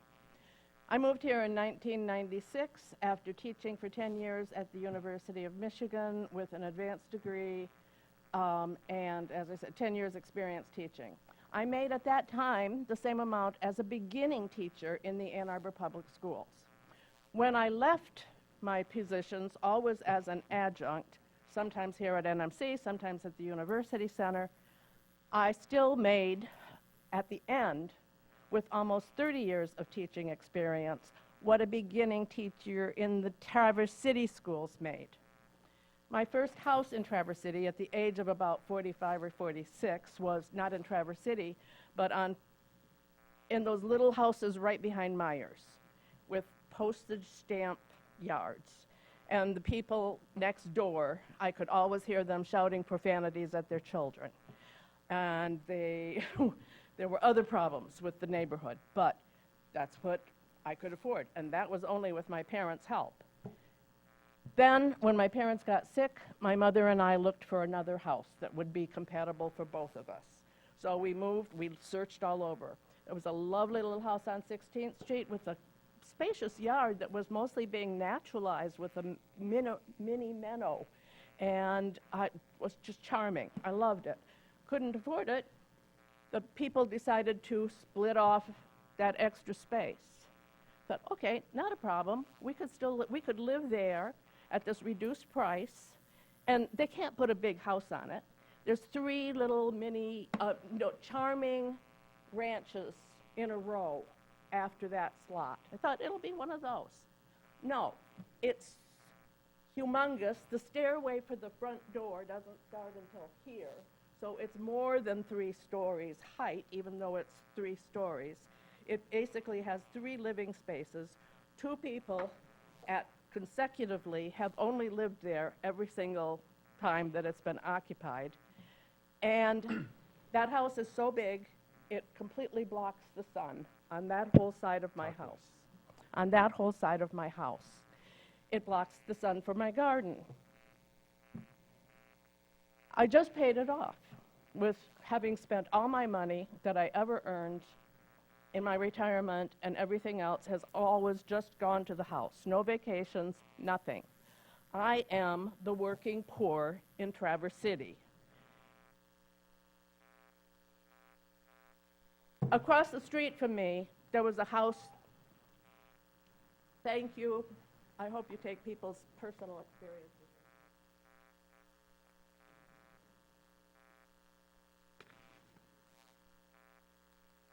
May I please ask for a 30-second warning?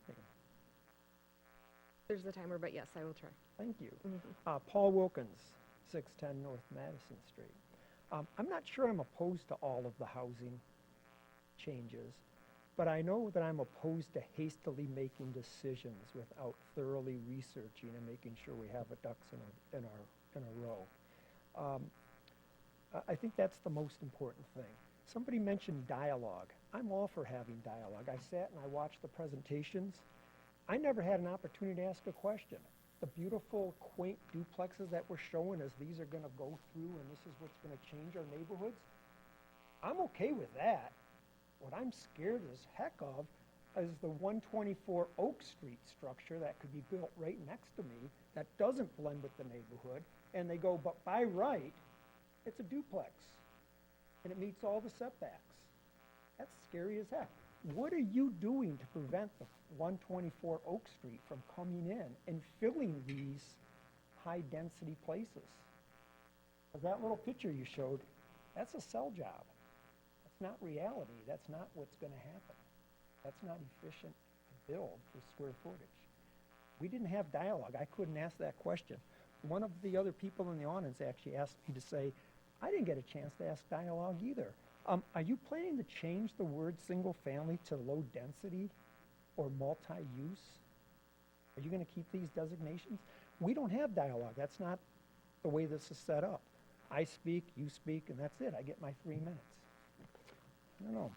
My expectations for voting as a voting city resident is that elected officials are thorough and proactively seek public input to ensure that they properly are representing their constituents.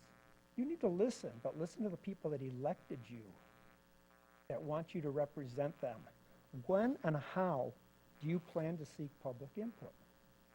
Now, I was pretty impressed by the Downtown Development Authority. They put out a nice survey in the Bay Brief that we could provide some input on how Veterans Park is being used. Are you going to seek any public input before this is voted on? How do the citizens really feel? I don't think you know. There was a survey that was done by the Planning Commission, but no results were ever published or transparently shared. If you need to ask for help on how to do the survey, the DDA will probably help you. Right? 30 seconds.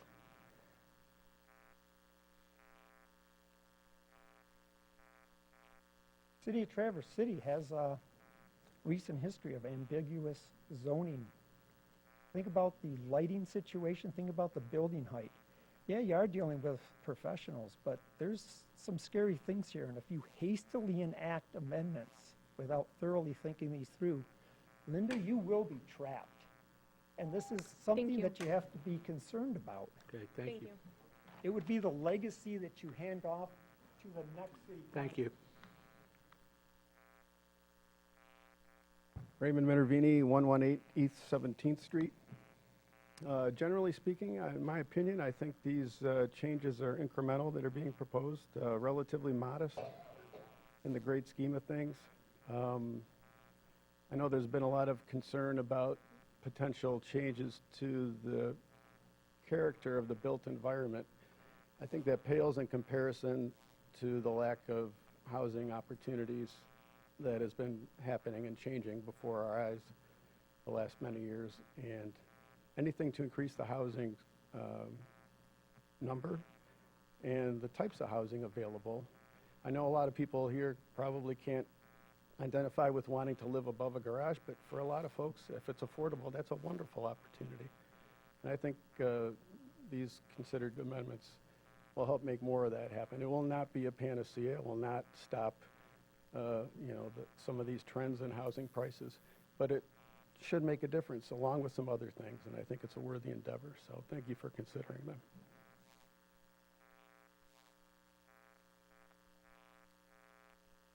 Good evening. My name is Barb Zupan. I live at 205 7th Street, and I want to thank you for separating out these zoning issues. All the time that the Planning Commission had these zoning issues, that was something that was unable to happen for some reason. So you were given these proposals in a lump sum the same way they were delivered to them, and now you are sorting them out in a very short time span. I think you got those in August from the Planning Commission, is that correct? I didn't look back in my notes, but you've only had a few weeks to break these apart, divide them up, have staff work on it, bring it to the public. We've got 3 minutes, then you go back to staff. I am urging you to take some time here for more public input and more time to interact with what's going on. And I hate to be the bearer of bad news, but I'm telling you, this city is never going to be affordable. This city has been sold by Pure Michigan, 10 best cities to live in America. I mean, if you have any concept that this is going to be affordable for people, I think you're missing reality. You can drive in any street in Traverse City in the alley and you see housing going up. I mean, there's garages with housing, and that's happening, organically. It's happening all over town. And for you to be able to think that you can slice up our homes, our neighborhoods, and solve a problem that is humongous. You talk about a crisis, and you want our neighborhoods to solve that problem. And I think that's unrealistic. And I think it's unfair. I think it's unfair that the people that live in the city have to solve this problem of the crisis for housing. And I think housing will evolve. Housing's happening. I mean, truly, look around. There's apartments being built from one end to the other of the city. I guess I would like to thank you for taking time to really address this completely and let us have more than a 3-minute input. I'd love to join in with this conversation. I have questions. You had 1.5K in terms of the housing. That was very unclear to me on some of these charts that you were showing. Anyway, we're not going to solve this problem by cutting up our neighborhoods. People are coming. They're waiting in line to move in here. So it's never going to be affordable, you guys. Am I shocking you here? Salt, I'm sorry to tell you that. It's not going to be affordable in Traverse City. Thanks for your time.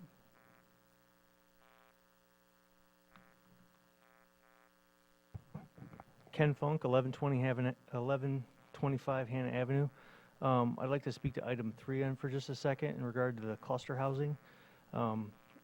Multiple times I've heard the development on, is it Elmwood and Monroe, referred to as the only example of cluster housing in town. I believe the Urban 9, which is on East Front Street in between Peninsula Drive and Garfield Avenue on the north side, it's actually 9 houses. And I believe that would meet the definition of cluster housing, along with the Woodmere Cottages on Woodmere Avenue between Center and Carver Street. They're nice little neighborhoods. It's almost like a community inside a community, so I support that kind of development. I think it's a good thing. But just wanted to bring those to your attention. Thank you.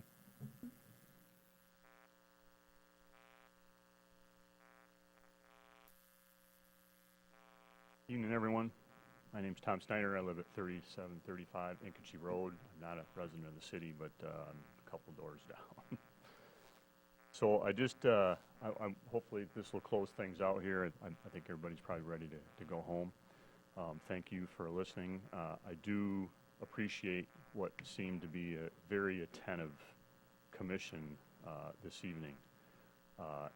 And that isn't always been the case, certainly with the Planning Commission, all right? And everybody here knows what I'm talking about. There was at least 3 people that spoke tonight that, in my mind, seem to be in denial of the reality of market forces and the impact of a tremendous demand for what we have here versus the supply relative to housing. And I agree with some of the other comments. You can hope all you want, but hope's not a plan, all right? And there's a number of you, as I've looked at some of your backgrounds and understand where you came from in some of your professional lives, there's ways to solve problems, but you need to understand what the problem is, and it's different than the symptom, all right? Everything we're talking about here tonight really is a symptom of that supply and demand problem, and none of us are going to change that today, tonight, next year, 30 years from now. And everybody understands that, I believe. But how they go about trying to transfer that into how we deal with a housing issue here, that's where it seems to be a problem in my mind, and we're not getting there. Virtue signaling is not going to correct this symptom of housing-related subject matter. That's not going to do it, all right? To solve a problem, you need acceptance of reality, and you need a backbone, not a wishbone. There's a lot of people running around in this town with wishbones. And they're very passionate, I understand that, but if we want to solve a problem, you got to accept things. I'm not saying you have to like it, and a lot of things you might not like, but you have to accept what the reality of the situation is before you can even get started with trying to solve a problem. The most value-added effort, in my mind, that the city leadership could make towards a tangible improvement in the supply of housing is to work with the surrounding townships that have adequate development footprints.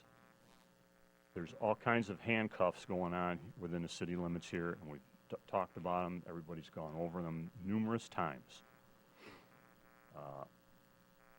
I think the city should be working with the townships to advance large format you. housing Thank you. solutions.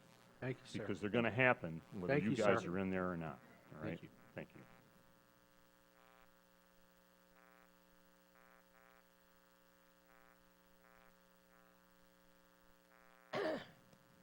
Yeah, can you give me 30 seconds notice too?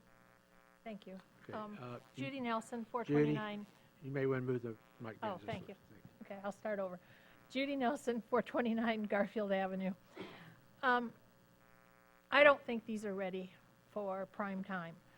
There's no clear, consistent rationale for why you're doing this even. 1 minute it's affordable, attainable housing. As many people have told you tonight, it's not going to work. Next minute it's diversity in housing. We have diversity in housing, and if you want to have SOX boxes in the middle of our historical neighborhoods, which is what this is going to produce, ugh, I think we all don't want that. It's being developed without the revised master plan, which is backwards from the way that it should be done. And you need that plan as guidance for what the vision of the community is. You're doing blanket amendments. The neighborhoods are different. You need to take a detailed look at the individual neighborhoods and the impact of each of the amendments on each one. It's kind of like taking a sledgehammer to a nail. There's no data and analysis, as I told you in my comments, to support most of the amendments. I'm really concerned about item 5 because it was kind of confusing, your presentation. It's the first time that I've seen it, but it seemed to me you were saying there were at least, if I added them up right, in item 5, 1,600 properties that might be affected. I understand your caveats about setbacks and everything else, but even if a quarter of those are affected, that is a significant impact. You need to know a lot more about that by neighborhood.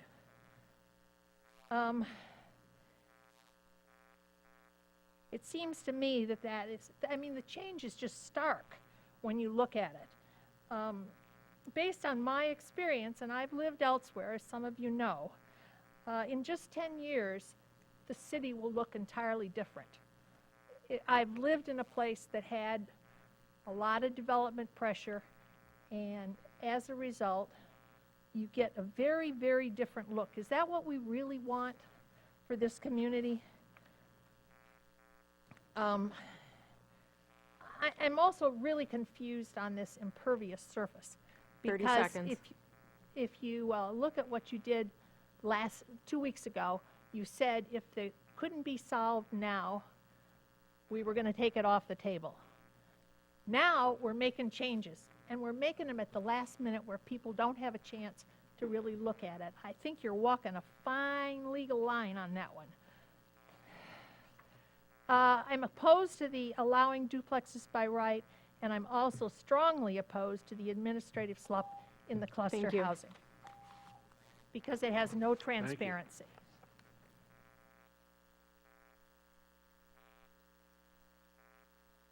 Good evening. My name is Pat Lang, and I live at 2630 East Crown Drive, Garfield Township, not in Traverse City. I just want, after listening to really some great thoughts that are on both sides, some great thoughts, but you can see I'm wearing my salt pin, so I've got an opinion on this.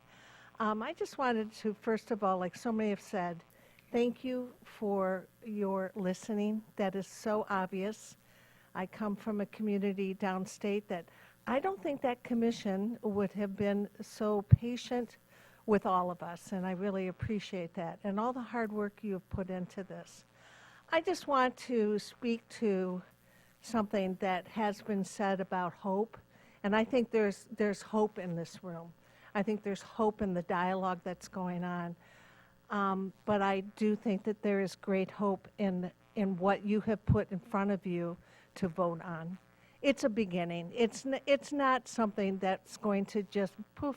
All the issues that are in the city are going to go away, whether it's affordable housing, whatever, but it's a start. And we love the fact that you are willing to take that step and to start. But I want to say that I think some people in this room have had some great ideas about having dialogue and maybe bringing us together, all of us, to come up with some solutions collectively that we can maybe be moderated, that we can work on some of these issues, whether it's a place where our kids can come back to and afford to live, or whether it is providing housing for the homeless. This is a start. This is hope. And you are providing hope to this community. So thank you so very much.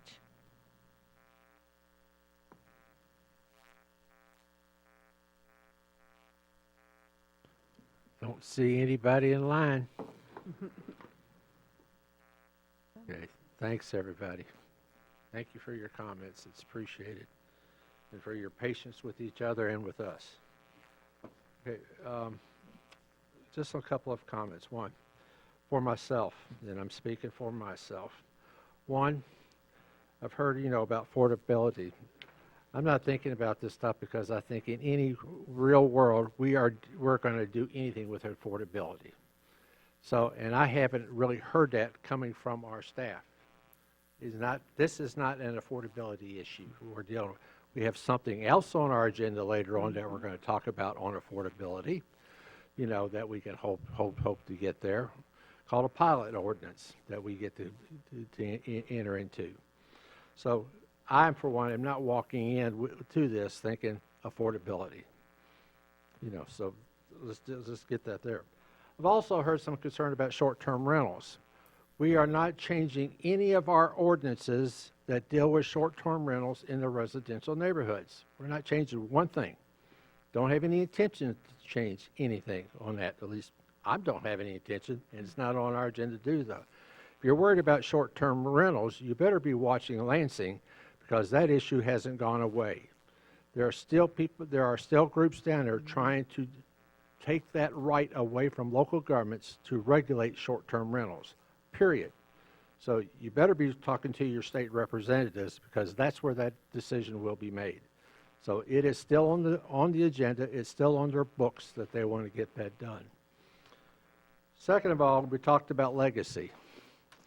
I like this thing about legacy. I had two individuals who I know personally that sent me emails or text messages talking about my legacy as mayor, that if I help to move this forward, my legacy of 25 years of local service will be ruined. If that's the only thing of my legacy of my service, of public service, deals with that, then I'm sorry for all of you. I'll just say it. My legacy has never been about my public service. My legacy for me personally, has been my family, period. Other than that, everything else is secondary in my life, and it will continue to be secondary in my life, including what I'm doing here. Last but not least, they also talked about my power as mayor, that I have the power to stop this. I don't know where they read that one at, because I didn't see that in the city charter anywhere. I'm like anybody else up here. I have one vote. I don't have a veto power. I have no administrative powers. And the next mayor will be in the same boat that I'm in. The mayors in the past are in the same boat, and nothing has changed. We have to make a hard decision here.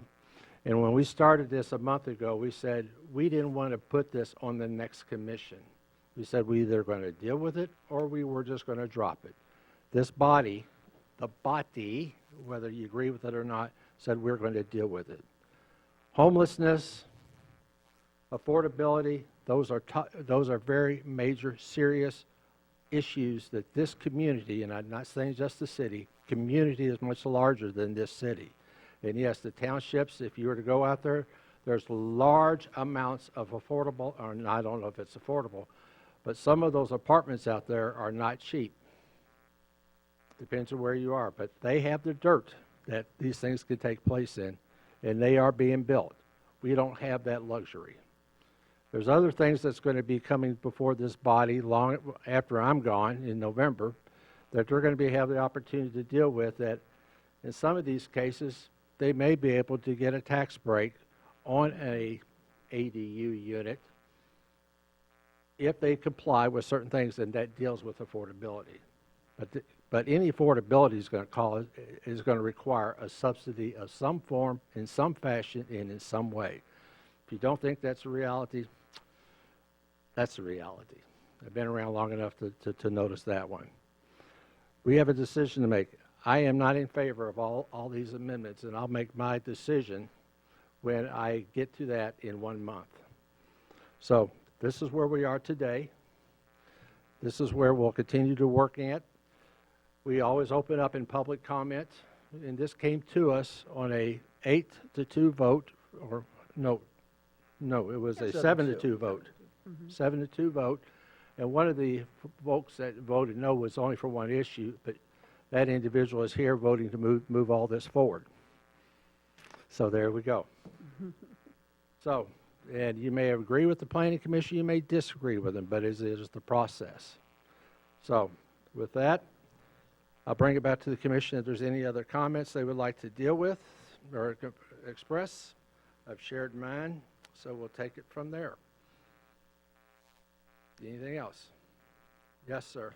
Well, I can speak on the topic of affordability.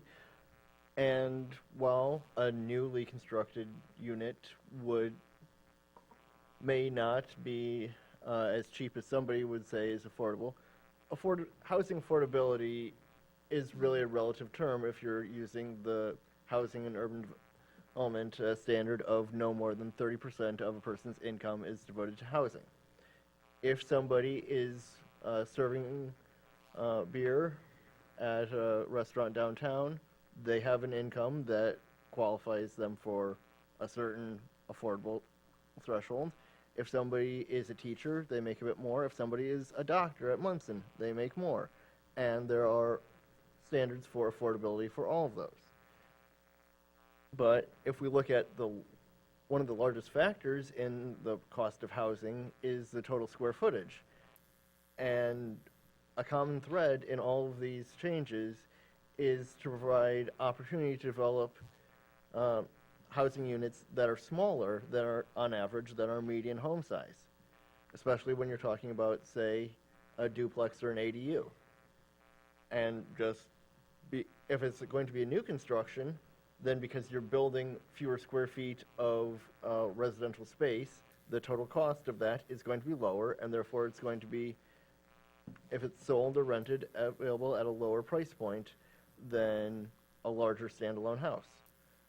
Especially it's an opportunity for allowing duplexes in our, they may or may not be designated as such, but our older and sometimes historic neighborhoods.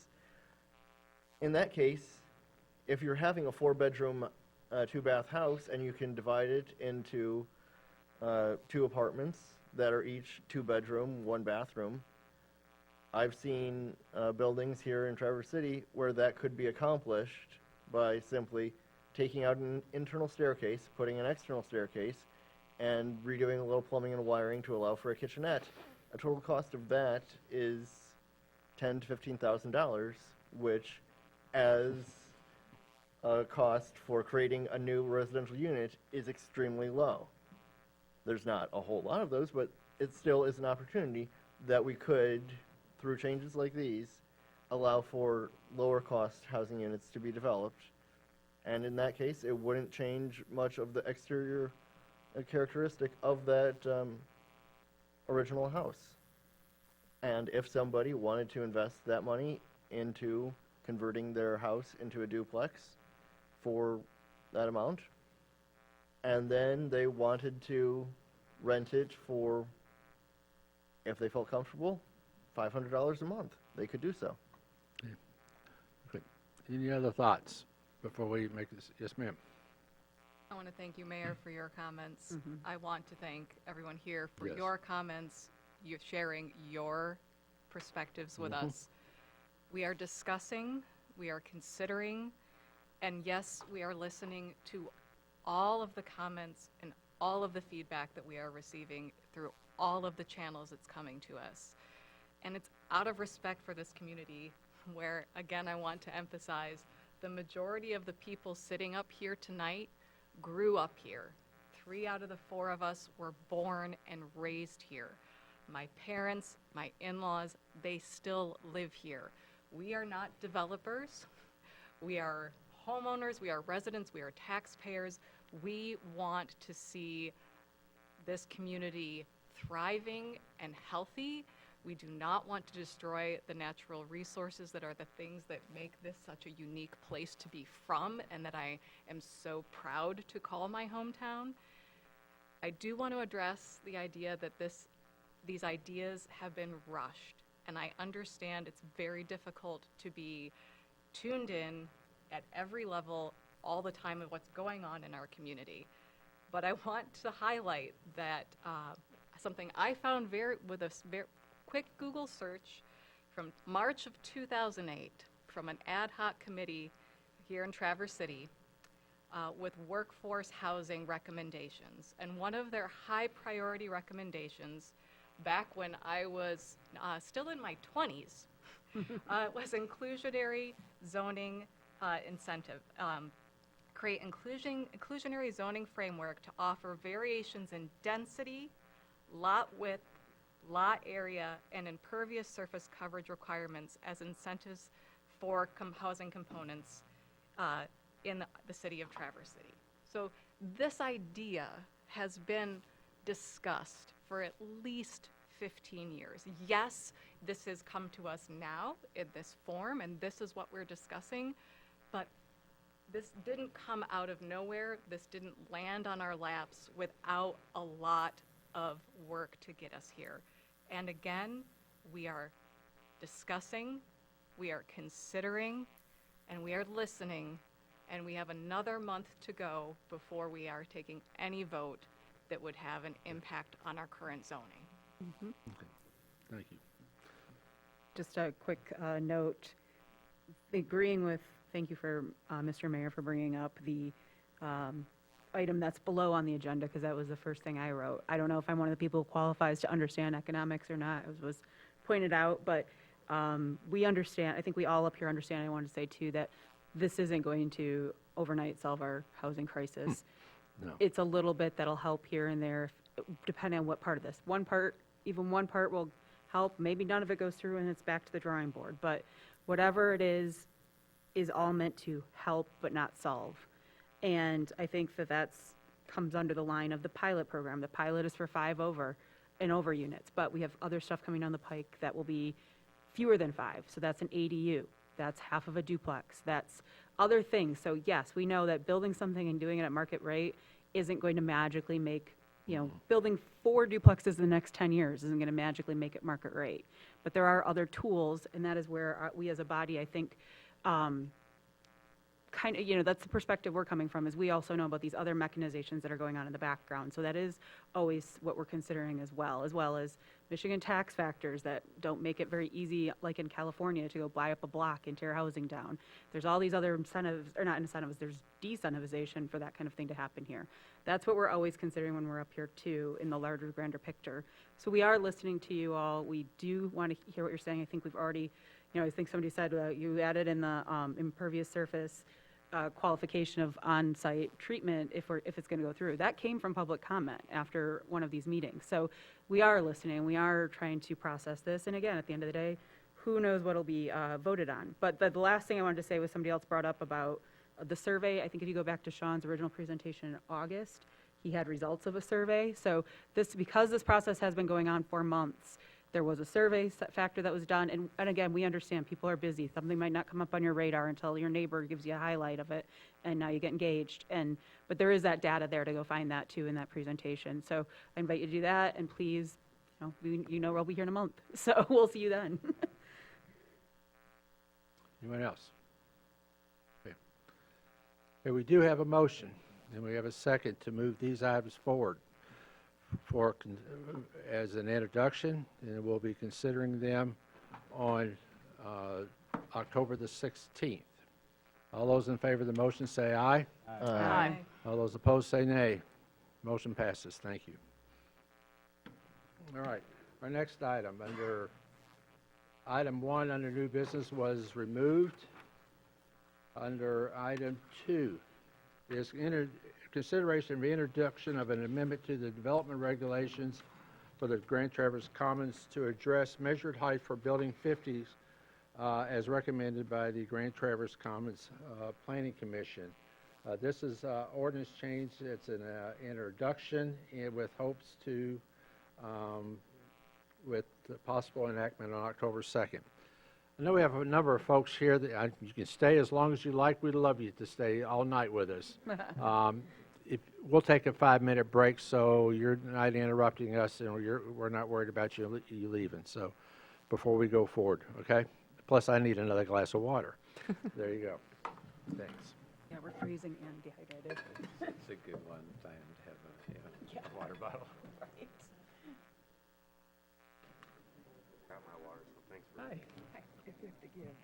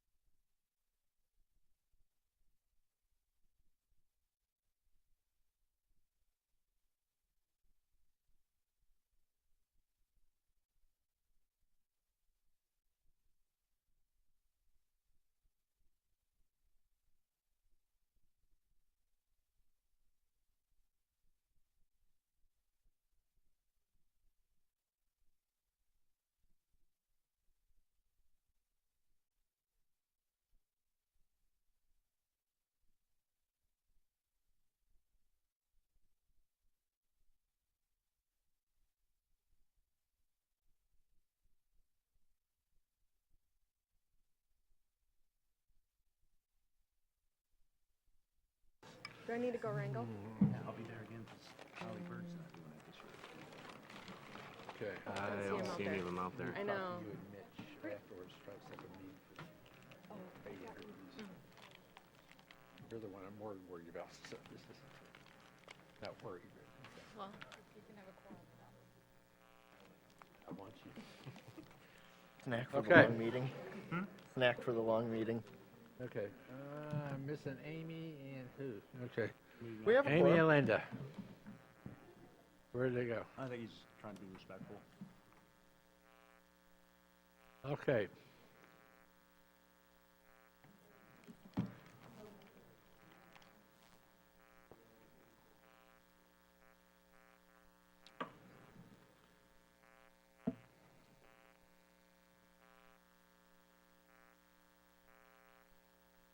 Okay, we'll go ahead and get started, and hopefully they'll catch up. So who's doing the overview for this? That'll be me.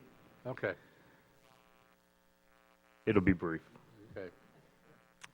So before you this evening, we have a recommendation from the Joint Planning Commission dealing with one specific building at Grand Traverse Commons referred to as Building 50. Just one small building. Yeah. I think it's pronounced Fitty. I guess a section of a building, I guess is the best way to put it. Ultimately, what they are requesting is a change in what is allowed as far as building height at that specific site. As you will see in the packet, this is specifically to do a historic restoration or reconstruction of that particular building. I am not totally familiar with the entire history there, but at some point in time, I believe I was told back in the 50s, they put this context insensitive change there, and so they would like to restore it. In the packet, you will find a series of photographs and plans so that you can see how the building was in the past and what they hope to do with it going forward. Staff is supportive of this, and we are recommending approval, particularly given the significance of returning the structure to its original historic design. With that, I will attempt to answer any questions, but I believe we have the applicant in the audience as well. Mr. Minervini, you have any additional comments you would like to add? Gladly. Raymond Minervini, the applicant with the Minervini Group. What this is all about is establishing two things. The maximum height of the current structure that is present. The second part is allowing for a greater number of floors than the existing zoning regulations allow for on the center section replacement structure only. So the intent is not to create a verbatim, most likely the intent will not be to create a verbatim replacement of the center administration, but to rebuild a new building that's historically appropriate for that context. And that may include a greater number of floors than were existing there prior because of the economics of the footprint of that building. So what we're trying to do is measure the building to the highest point on a rooftop, and that's where we're changing the measurement as it relates to mansards and gable roofs. And then establishing that maximum height of the building, that would be the height under which we would stay to comply with Section 28, the charter, the building height amendment for the city charter. So if at some time we make the choice to make an application for something that would exceed the maximum height of the existing building, then that would go to a vote of the people if we were to do that. But we're trying to determine if this new measurement to the highest ridge point of the existing structure is adequate to build a historically appropriate replacement center building. Does that make sense? I should have had you come up at the beginning and save myself. Unfortunately. That is, what, 72.5 feet? Correct. Okay, that's what you'd like to get to. Got it. Correct. Okay. Fine. Yes. Sorry, I can't help myself. I approached the applicant before the meeting and shared that my reading of this is that it's backwards of what they're actually requesting. I understand the intent, but when I look at page 5 of 17, we don't have actual page numbers on here, but 5 of 17 of what's in our packet with the yellow highlighted, And it says, therefore, the applicant is requesting the definition be amended to read as the follows, and then there's an italicized portion with yellow highlight. And the yellow highlight is, except for Village Subdistrict 3, in which buildings shall be measured from the grade to the highest point on any roof type. So he just made it harder for himself. Okay. Because the highest point is going to be the ridge line on any roof type. The highest point is the ridge line. point on the existing roof line. It doesn't say existing, the highest point on any roof type. So, If I'm sorry. previously he had the average from the roof to Yeah. the eaves, that same picture, that same actual building measures higher when you measure it to the highest roof type. Sorry, to me, this is like ninth grade algebra and you do a proof, like you gotta get into those details and it seems upside down. So we don't have to fix it tonight, but I would encourage staff to Yeah. work with the applicant to, again, triple check like you did with and without, or in or out, or whatever it was before. Yeah. That's it So now. just to clarify that if the existing definition had not been, or this change is not, as requested is not made, the height of the building would be about 15 feet lower of the existing structure. I understand the Because- intent. yeah. I really do. It's Okay. just, I think it's You need to, backwards. I think you need to look at that so we can change that if we have to on the second, so, okay? Make sure it's meeting the intent that you're trying to reach. Okay, This so will- another body's already approved this. how Who's would that? The Garfield Joint Planning Town- Commission. Well, I know, but has Garfield Township approved it yet? We can make changes once they move it forward. Okay. Okay, if it's a corrective. If we need to, we will. I suspect what we need to do is make some kind of a flow chart Okay. to show how the measurement That's fine. flows through. Okay. So We'll we'll bring make it sure. back either way, make sure it's clear. Okay. And to clarify for the public, this is only changing one part of definition for building height for one part of town covered by the Joint Planning Authority, and in that is covering a zoning sub-district that only includes Building 50. So this will not have implications I for think other it buildings. Includes more than Building 50. The Joint Planning Commission. No, is more than one. But anyway, well, go ahead. Village Sub-District 3, which is what's Okay. covered here, All right. is Building 50, and no more. Okay. All right. I'll entertain a motion. I'll make the motion that amendments to the Grand Traverse Commons Development Regulations, Section 1.09 Definitions, and Section 5.15 Village District, Sub-District 3 Design Standards, as recommended by the Grand Traverse Commons Joint Planning Commission, be introduced and scheduled for possible enactment on October 2nd, 2023. Support. We got a motion, we have support. Anyone from the public would like to weigh in? Justin Reed, 630 Cabbage Drive, Permit B, Op 1B, resident. So yes, I really, if you ever looked at the Building 15, you look at the center of it, it looks like a very beautiful smile with the two front teeth smashed in. So, but if you look at the original photos of the administration building, in the center of it, it looked beautiful, and I'm very much in support of this going forward, to eventually someday make it look like it was back in the day, architecturally speaking. So, thank you.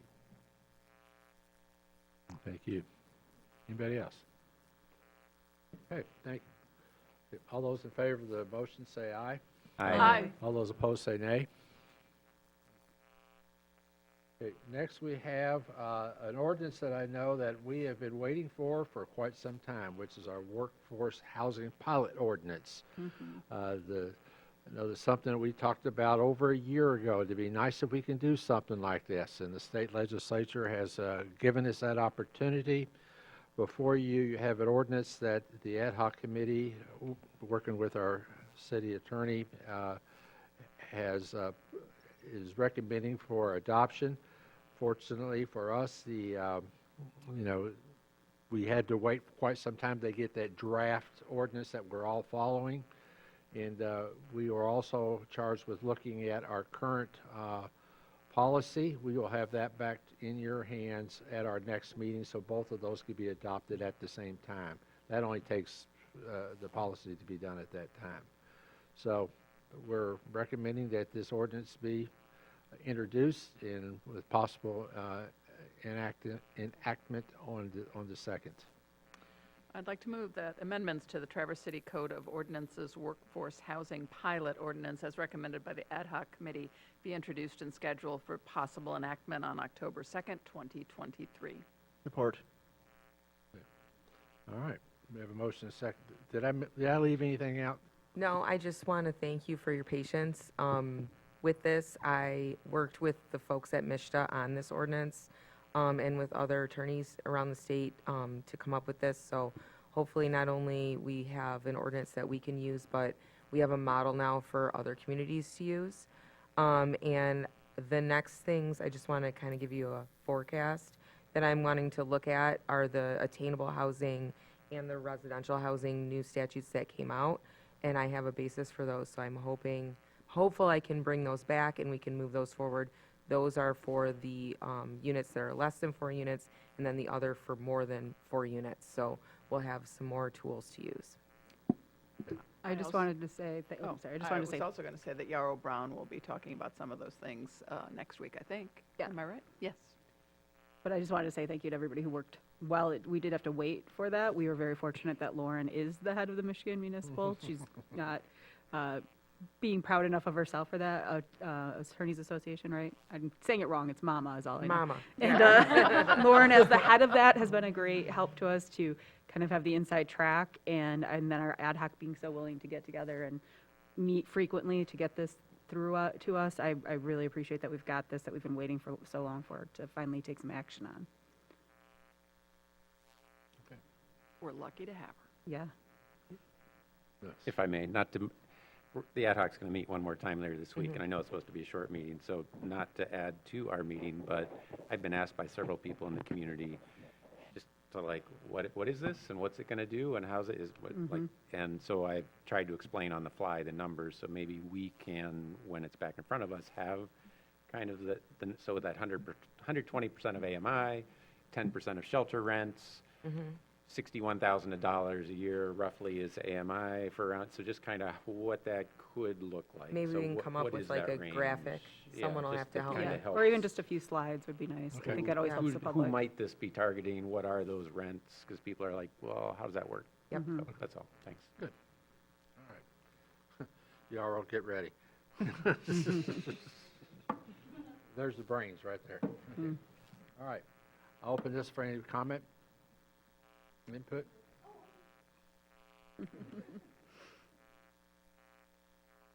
Hi, my name's Nora Dunlop. Do not live in the city of Traverse City. I'm 525 East Slate, so I'm in East Garfield Park. I spent 17 years in Chicago and apparently still keep saying it. I used to live there. Now I'm proud, East Bay Township. I am here grateful for several things. One, yes, I want to commend the city attorney for doing the work on this and for being at the table and making this happen. The city of Traverse City has been huge in that you guys have been doing pilots when everyone else is just getting caught up. So it's a pleasure to work on truly obtainable and affordable housing. I'm also grateful at the way that you've defined it as 120% AMI or less. As we like to talk about it, we need to look at 0 to 120% 20% AMI, and you guys are doing that, and I just think this is really a great thing that you guys are looking at and fully support. So thank you.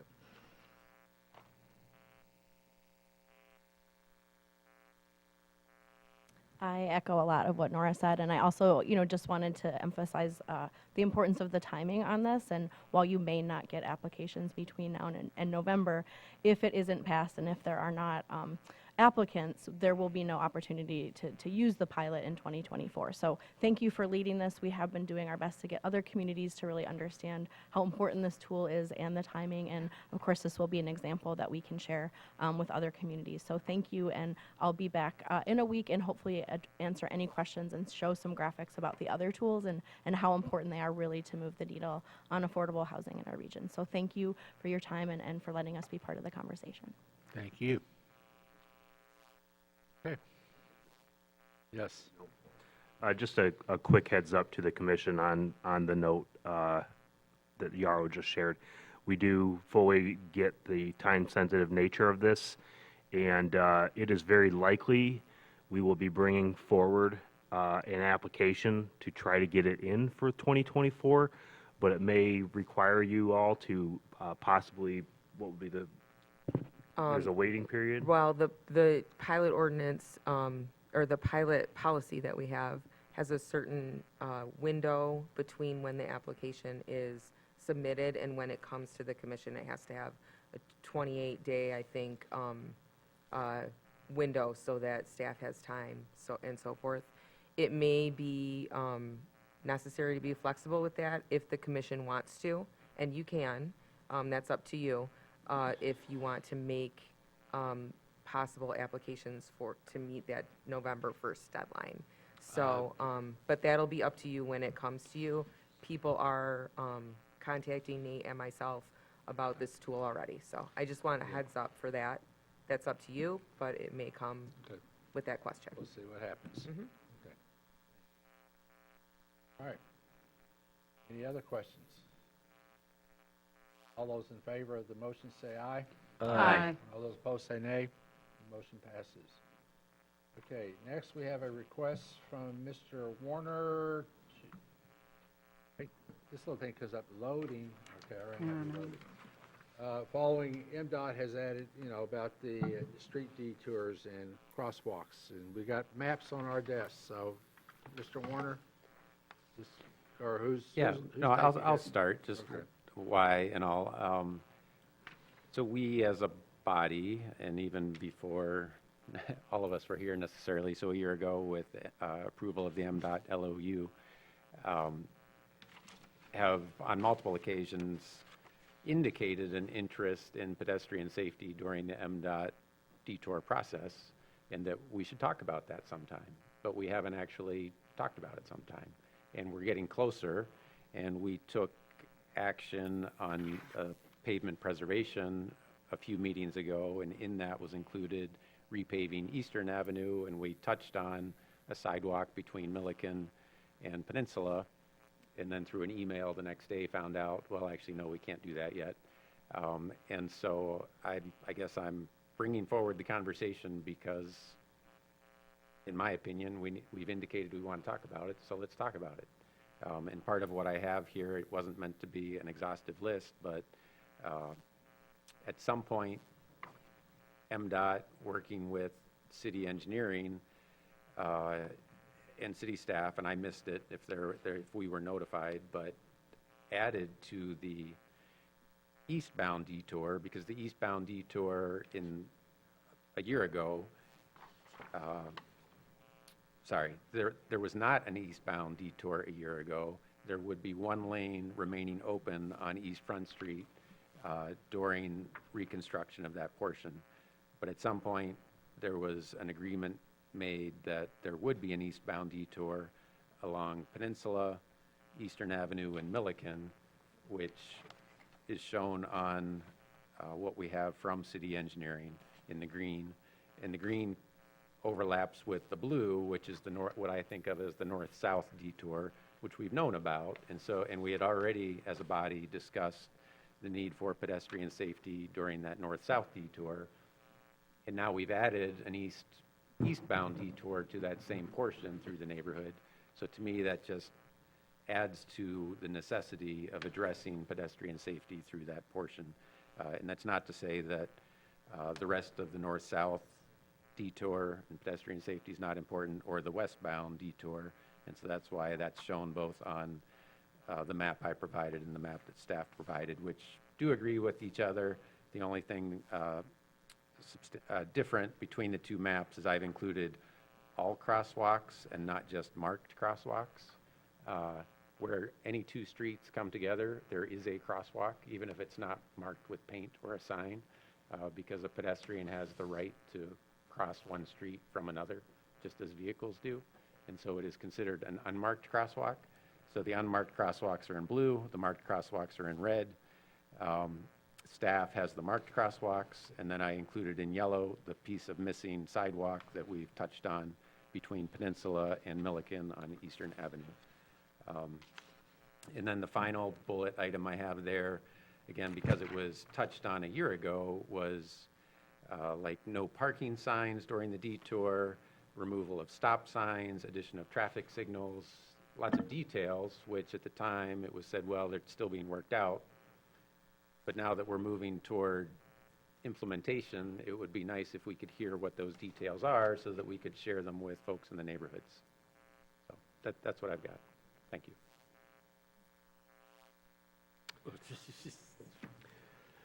So, I think, well, let me back up. I think the big thing is, as a temporary sidewalk up on Eastern Avenue, and I understand, but we're still waiting on some drawings or some, whatever you need to do to figure that out.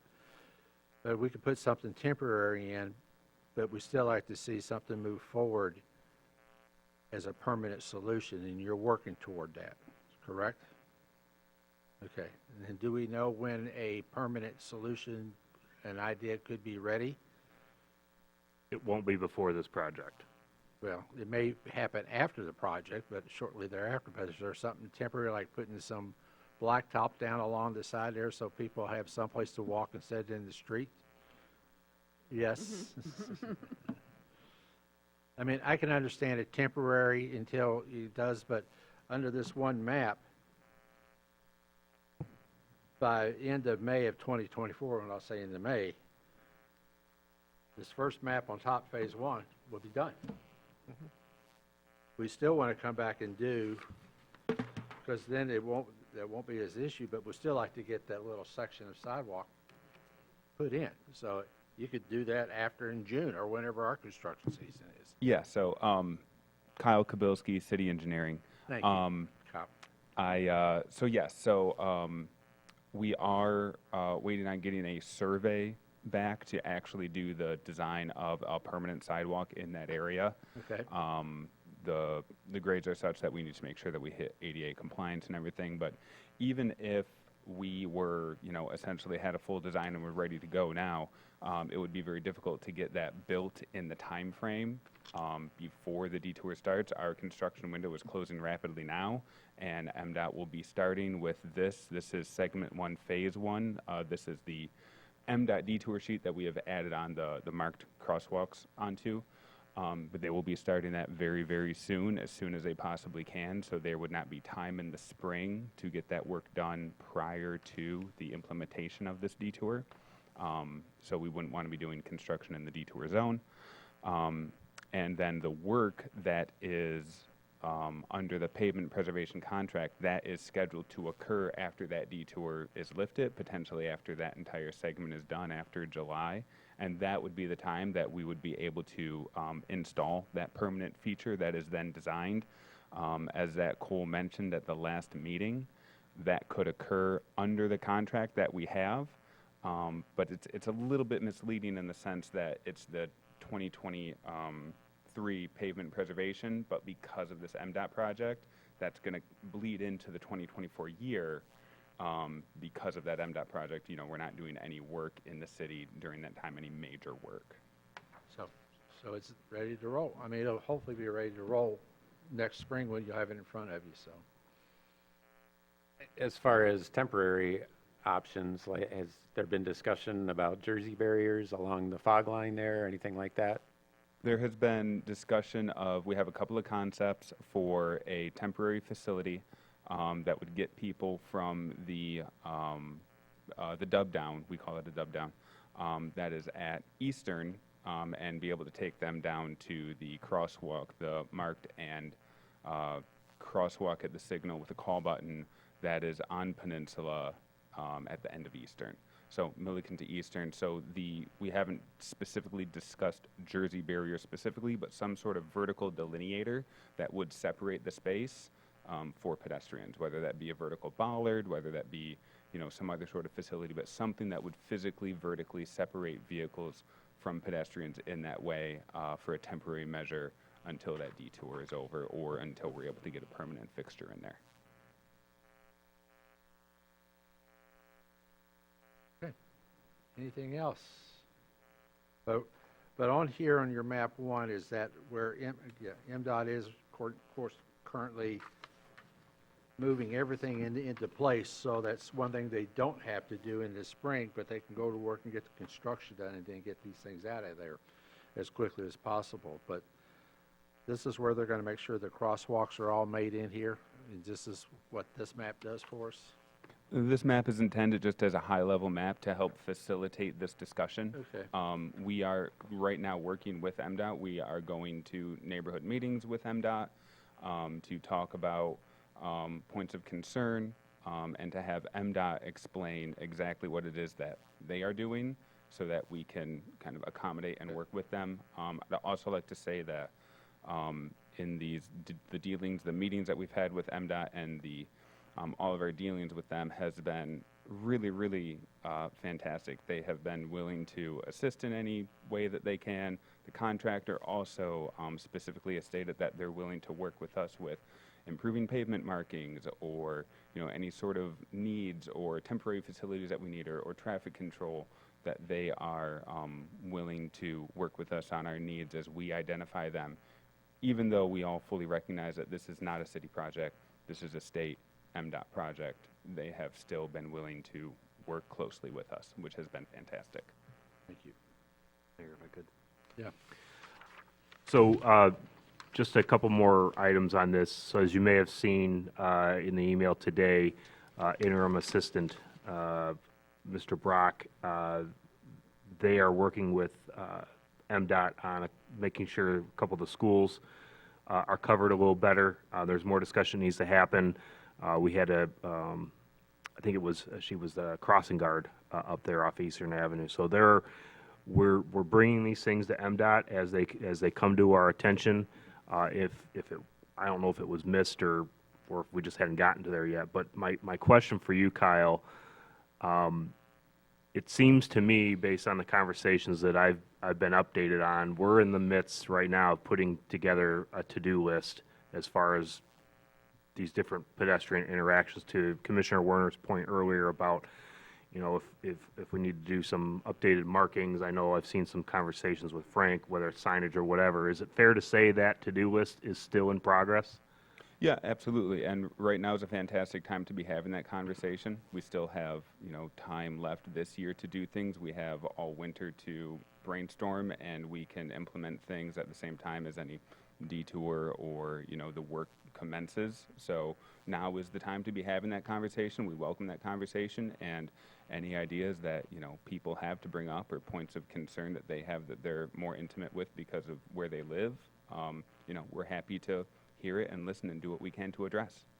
So, well, and getting MDOT where it's appropriate for them to do it, to address.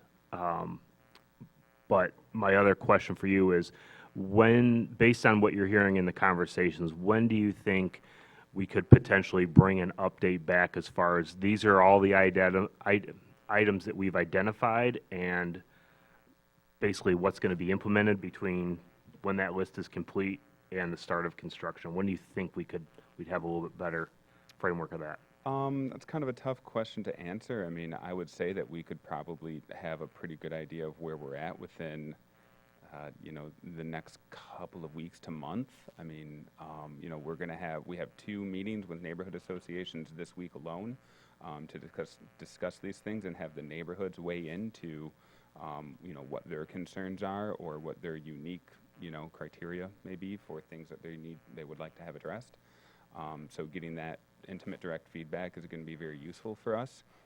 Also, we are also just we had a meeting recently with MDOT to finally get in tune and on the same page with what they are doing with some of these temporary facilities that they are doing, the signalization and things like that, and really fully understanding all of the work that is going into making these detours happen, that you or I may not see behind the scenes. A great example of this is where US 31 turns onto 8th Street for the green westbound traffic. They're doing signalization changes there with their signals to improve that maneuver, because that is a difficult maneuver to make. And that is one thing that I'm just highlighting just because it's something that is not going to be noted on any of the lists that they're doing, but it's something that they are doing because they are looking behind the scenes to how this will work and will flow. Could I suggest, if the commission is interested in it, while we're putting this all together, perhaps we come back and discuss this at an October study session where we can get over a map and get into some of these specific questions once we kind of have the total list together and the recommended solutions, if you will. Yeah, and if we have a date for that, then we'll, work closely with MDOT to understand everything that they will be doing at a higher level. And, will their temporary signals have pedestrian-specific facilities? I can't answer that question right now, but I would be able to, at a future meeting if I knew when that date was. October the 9th, would that be a good time for you? That's the first study session in October. Sure. Will that work? Is that going to give you enough time? Sure. Well, it'll be the second item on our agenda because the first item we have is a joint meeting with the DDA that we saw today. So that way you can bring that back and put down a bigger map and we'll see where we are at that point. Yes, wait. Can I just ask for information? And again, I'm a novice on all of this. We got a letter from a business owner today who's trying to figure out accessibility to his business and was shuffled from MDOT to the city and now to Elmer's, and I felt great pain for that person. What's going to happen for those sorts of issues? I guess that's part of the discussion that you're all Well, going to have. I have a feeling you're talking about Knob and Bead Yeah, store. yeah. I had a feeling, yeah. It's one of those with this particular detour, which kind of happened after the fact, after bidding in discussions between MDOT and the contractor. That's what he said. It is something that we have highlighted to them. They have said that they're going to make special arrangements on a case-by-case basis. And I don't know exactly what that one specifically looks like. It was one of a number of them that we talked about. And their response to me, and this was MDOT's response, was just that they're going to be making special accommodations for special situations. What exactly that facility is, I don't know. Yeah. And is that business owner then expected to do all that negotiating himself? It's not something that we had been brought into. Like No. I said, this is an MDOT project. Well, but not you'll ours, make so- sure it does get addressed. Yeah. Okay. Okay, thanks. Using that as a segue, can we have a month at least that we can know that if we talk to that business owner that they know there's a plan from MDOT? Yeah. So what month would you like to throw out as, yep, by December, there will be a plan between that business owner and MDOT? I would hope that, given that we're going to be having these conversations and we're going to be digging into the details, that we can probably address that at the October 9th meeting as well. Okay. Well, good for you. And then, if I may. No, you're done. No, I'm not. So, what time it is? So am I hearing correctly that city engineering does not have the information to address bullet 4 as far as which stop signs will be removed, where temporary traffic signals will be, and other traffic control measures? I don't have an itemized list in front of me. Have you received a list? Not an itemized list. What we have is MDOT's plans and their specs and everything that they show as what is happening on the project. So we have that, and digging through that is quite an ordeal.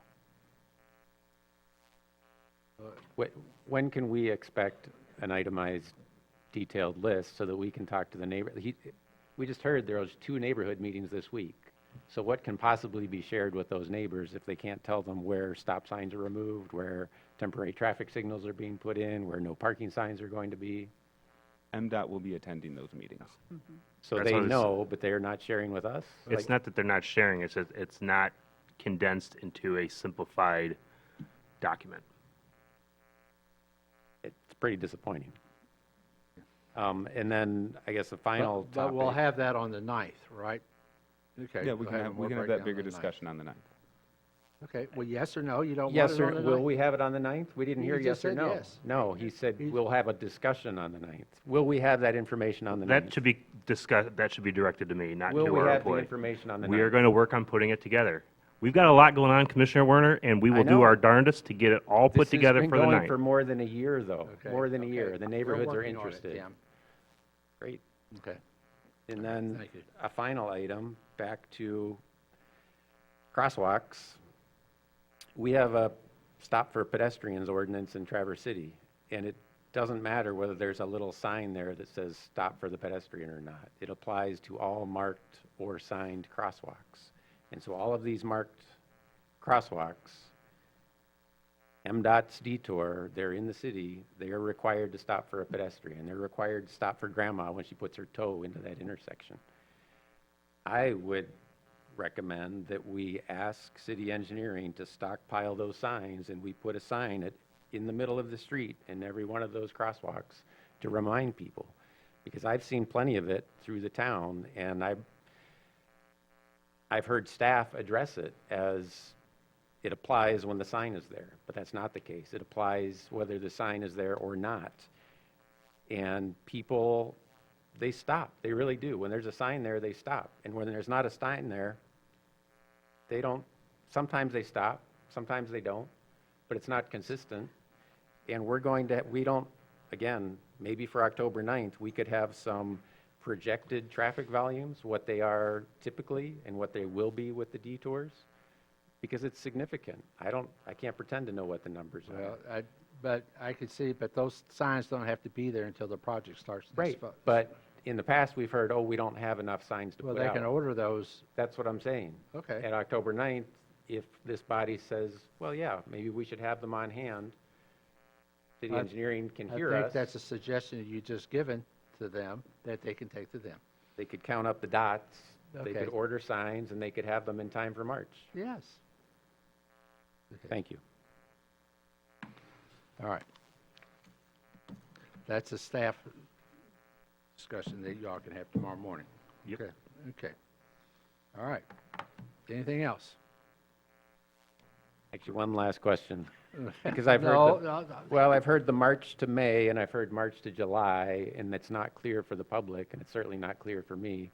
Is March to May full closure, and March to July is partial closure, so that the north-south detour is March to July? The way I look at these maps on here, map 1 says this detour going up Peninsula Drive and then back down Milliken Drive and over is going to take place between March and May of 2024. That is, That's the on game there, plan. but what about the blue one? What's that? The blue one? The blue one's where people will be coming in off the peninsula, and they're going to have to follow the same thing also. What are the dates on the blue one? That's the March through May 2024. March to May correct? also. Because then I go to the next page, anywhere from May to July, it's gone. They don't need that detour any longer. So the Garfield intersection is open Yep. by the end of May, north-south? That's what Sometime MDOT in is. May, yeah. That's what MDOT is informing us right now. That's Yeah. their Okay. expectation. If everything goes according to plan. And remember, their original intent was that between the time they get started until July 4th, or the time the Cherry Festival started, their intent was to have this whole section between here to the bridge completed. Let's hope that happens. So this isn't one extra question, this is actually the appendix, this is Appendix A. Oh, no. Will the Garfield intersection be open to pedestrians during construction? To be able to sneak through there, or do they have to walk through the Civic Center or whatever else might be? I don't have that answer. You're talking about Garfield and Garfield in front. Yeah. Garfield in front. During which segment? This All of the phase- segments. March to May. Especially March to May. So we have significant students that travel from Oak yeah. Park and Boardman neighborhood to Central High School, and they go through that intersection as pedestrians or on bicycles. What's the detour for them? Well, I think, I don't know, you can find out, but I think they're going to have to go through the Civic Center and go across. Well, if there's no traffic on Front Street between Fair and Yeah, it probably won't be that busy. Garfield, then they could theoretically cross between Starbucks and Faith Reformed Church, just right in the middle of the road. I know, that's why I'm asking though. Okay, there you go. They shouldn't have to make it up. Okay, we can put little crosswalk signs right there. I think Kyle I think he got that question, so he'll find out. Thank you. You're welcome. Okay. All right. Hang on to the map, subject to change. All right. Next is consideration of establishing under appointments, ad hoc interview committee regarding appointment to the Brown Bridge Advisory Committee. On this, by the luck of the draw, we have Commissioner Stanley, Commissioner Treadwell, and Commissioner Warner to serve on such committee. So, I'd entertain a motion. I'll make the recommendation that an ad hoc interview committee be established to make recommendations regarding 2 appointments to the Brown Bridge Advisory Committee, 2 seats expiring October 5th, 2026, held by Rebecca Milliken and Edward Fleece, and that Commissioner Stanley, Commissioner Treadwell, and Commissioner Warner be appointed to such committee, with Commissioner Stanley serving as chair. I'm so sorry. Second. Support. Okay, we've got a motion to support. Anyone like to address this? Just one thing, it has my term ending that same time, 10/2/23. Is that something I should be worried about? Typically, that'll be filled at the organizational meeting. So it's all good. When the new commission comes together. Organizational meeting in November. So for that month, I won't be. We'll figure out something. All right, we have a motion and support. All those in favor of the motion say aye. Aye. All those opposed say nay. Next is the ad hoc committee regarding the Housing Commission. We have, it's a seat that was previously held, let's see here, by Wayne Workman. One appointment, and it's been myself, Commissioner Wilson, and Commissioner Treadwell. Oh, Mr. Treadwell, you sure are busy lately. Up for the Will be draw. appointed to the committee with Thanks, sir. myself serving as chair. Okay, all right. All those in favor of them? Oh, so moved. Wait, someone So has moved. to. So wait, moved. someone I has to gotta- do the motion. I haven't read one in a while. That an ad hoc interview committee be established to make recommendation regarding one appointment to the Housing Commission, term expiring November 30th, 2028, seat previously held by Wayne Workman, and that Mayor Lewis, Commissioner Wilson, and Commissioner Treadwell be appointed to such committee with Mayor Lewis as chair. Who wants to make that appointment? So moved. Well, I figured you did. Who has to make the second? Or Okay. All those in favor of the motion say aye. Aye. All those opposed say nay. Okay, we have reports and announcements. You have in there, we have no reserved public comment. I'll now open this up for general public comment. The rules are the same.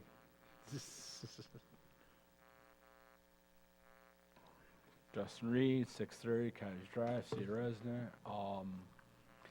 Just to talk about traffic,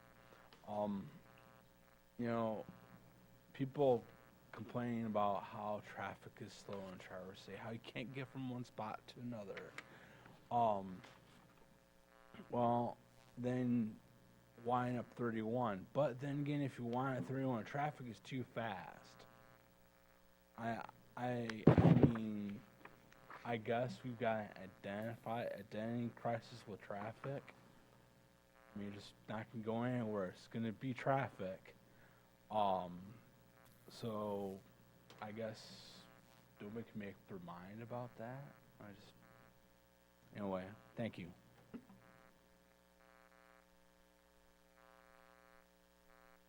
Hi, Caroline Kennedy, 1925 Seneca Street.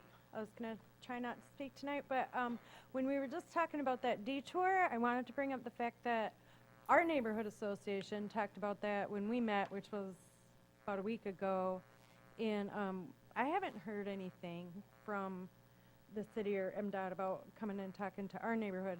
So where we come out is that 8th and Munson section, and it is a nightmare without any problems. And it's especially bad for pedestrians and bicyclists because people who are coming, I'm not going to go into my directions, but who are trying to go east or north from either direction, they're trying to get through so fast they don't see anybody in that crosswalk, whether it's a bike, a pedestrian, nothing. So we're very concerned about it. But one of the suggestions that was brought up, and I think it has a lot of merit, is there's a lot of brush growth in the right-of-way there from Third Coast Bakery down to that next light at Airport Access. And if we could just walk that path or bike that path, if we could just get that brush cleared out of there, it doesn't have to be a sidewalk, that's a lot safer place to cross. And it would, you know, I don't know what they're planning to do with that light, but that is a lot calmer, safer place to cross. And because Agosa Trail is private, we're not allowed to use Agosa Trail to go around and come through that light. And individuals there have made that very clear on repeated occasions. But there is a public right-of-way there that could be used on that side of the highway, and we could just clear it to make that a little bit safer, at least in this interim part. We would appreciate that if that was given consideration. Thank you.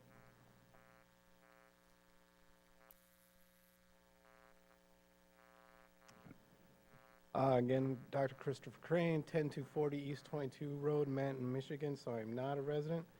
But part of this I just wanted to say is, in addition, or actually part of my other comments that I got cut off if I could make, just aware, and I think this coincides with your workforce housing pilot project that hopefully you'll be able to do, is that fact that House Bill number 4947 was introduced on September 7th, 2023. So there is a bill now proposed in the House to limit, or actually, I'm sorry, repeal the preemptive, basically rent control, Bill 1988. So, and there's a whole lot of people that are interested in going down and speaking about that and lobbying for that to be approved coming up this very week. And I'll be more than happy to let you know how that goes in October. Thank you very much for this moment to give you my thoughts and before. Okay. Any comment from the mayor or city commissioners? I've already done all the commenting I need to do tonight.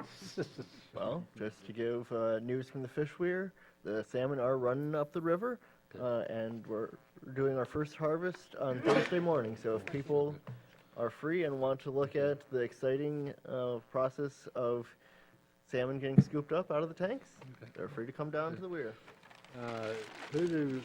I'll talk to you about that later. If the school groups wanted to come down, there's openings for that? Yep. I did that in third grade. Okay, thanks. All right. Thank you. All right. With that, we're adjourned. Did you get to do that one too, Mark? That field trip? Yeah. Fish weir? Is that an every year? Doesn't work without it. I remember doing it in third grade and you never did.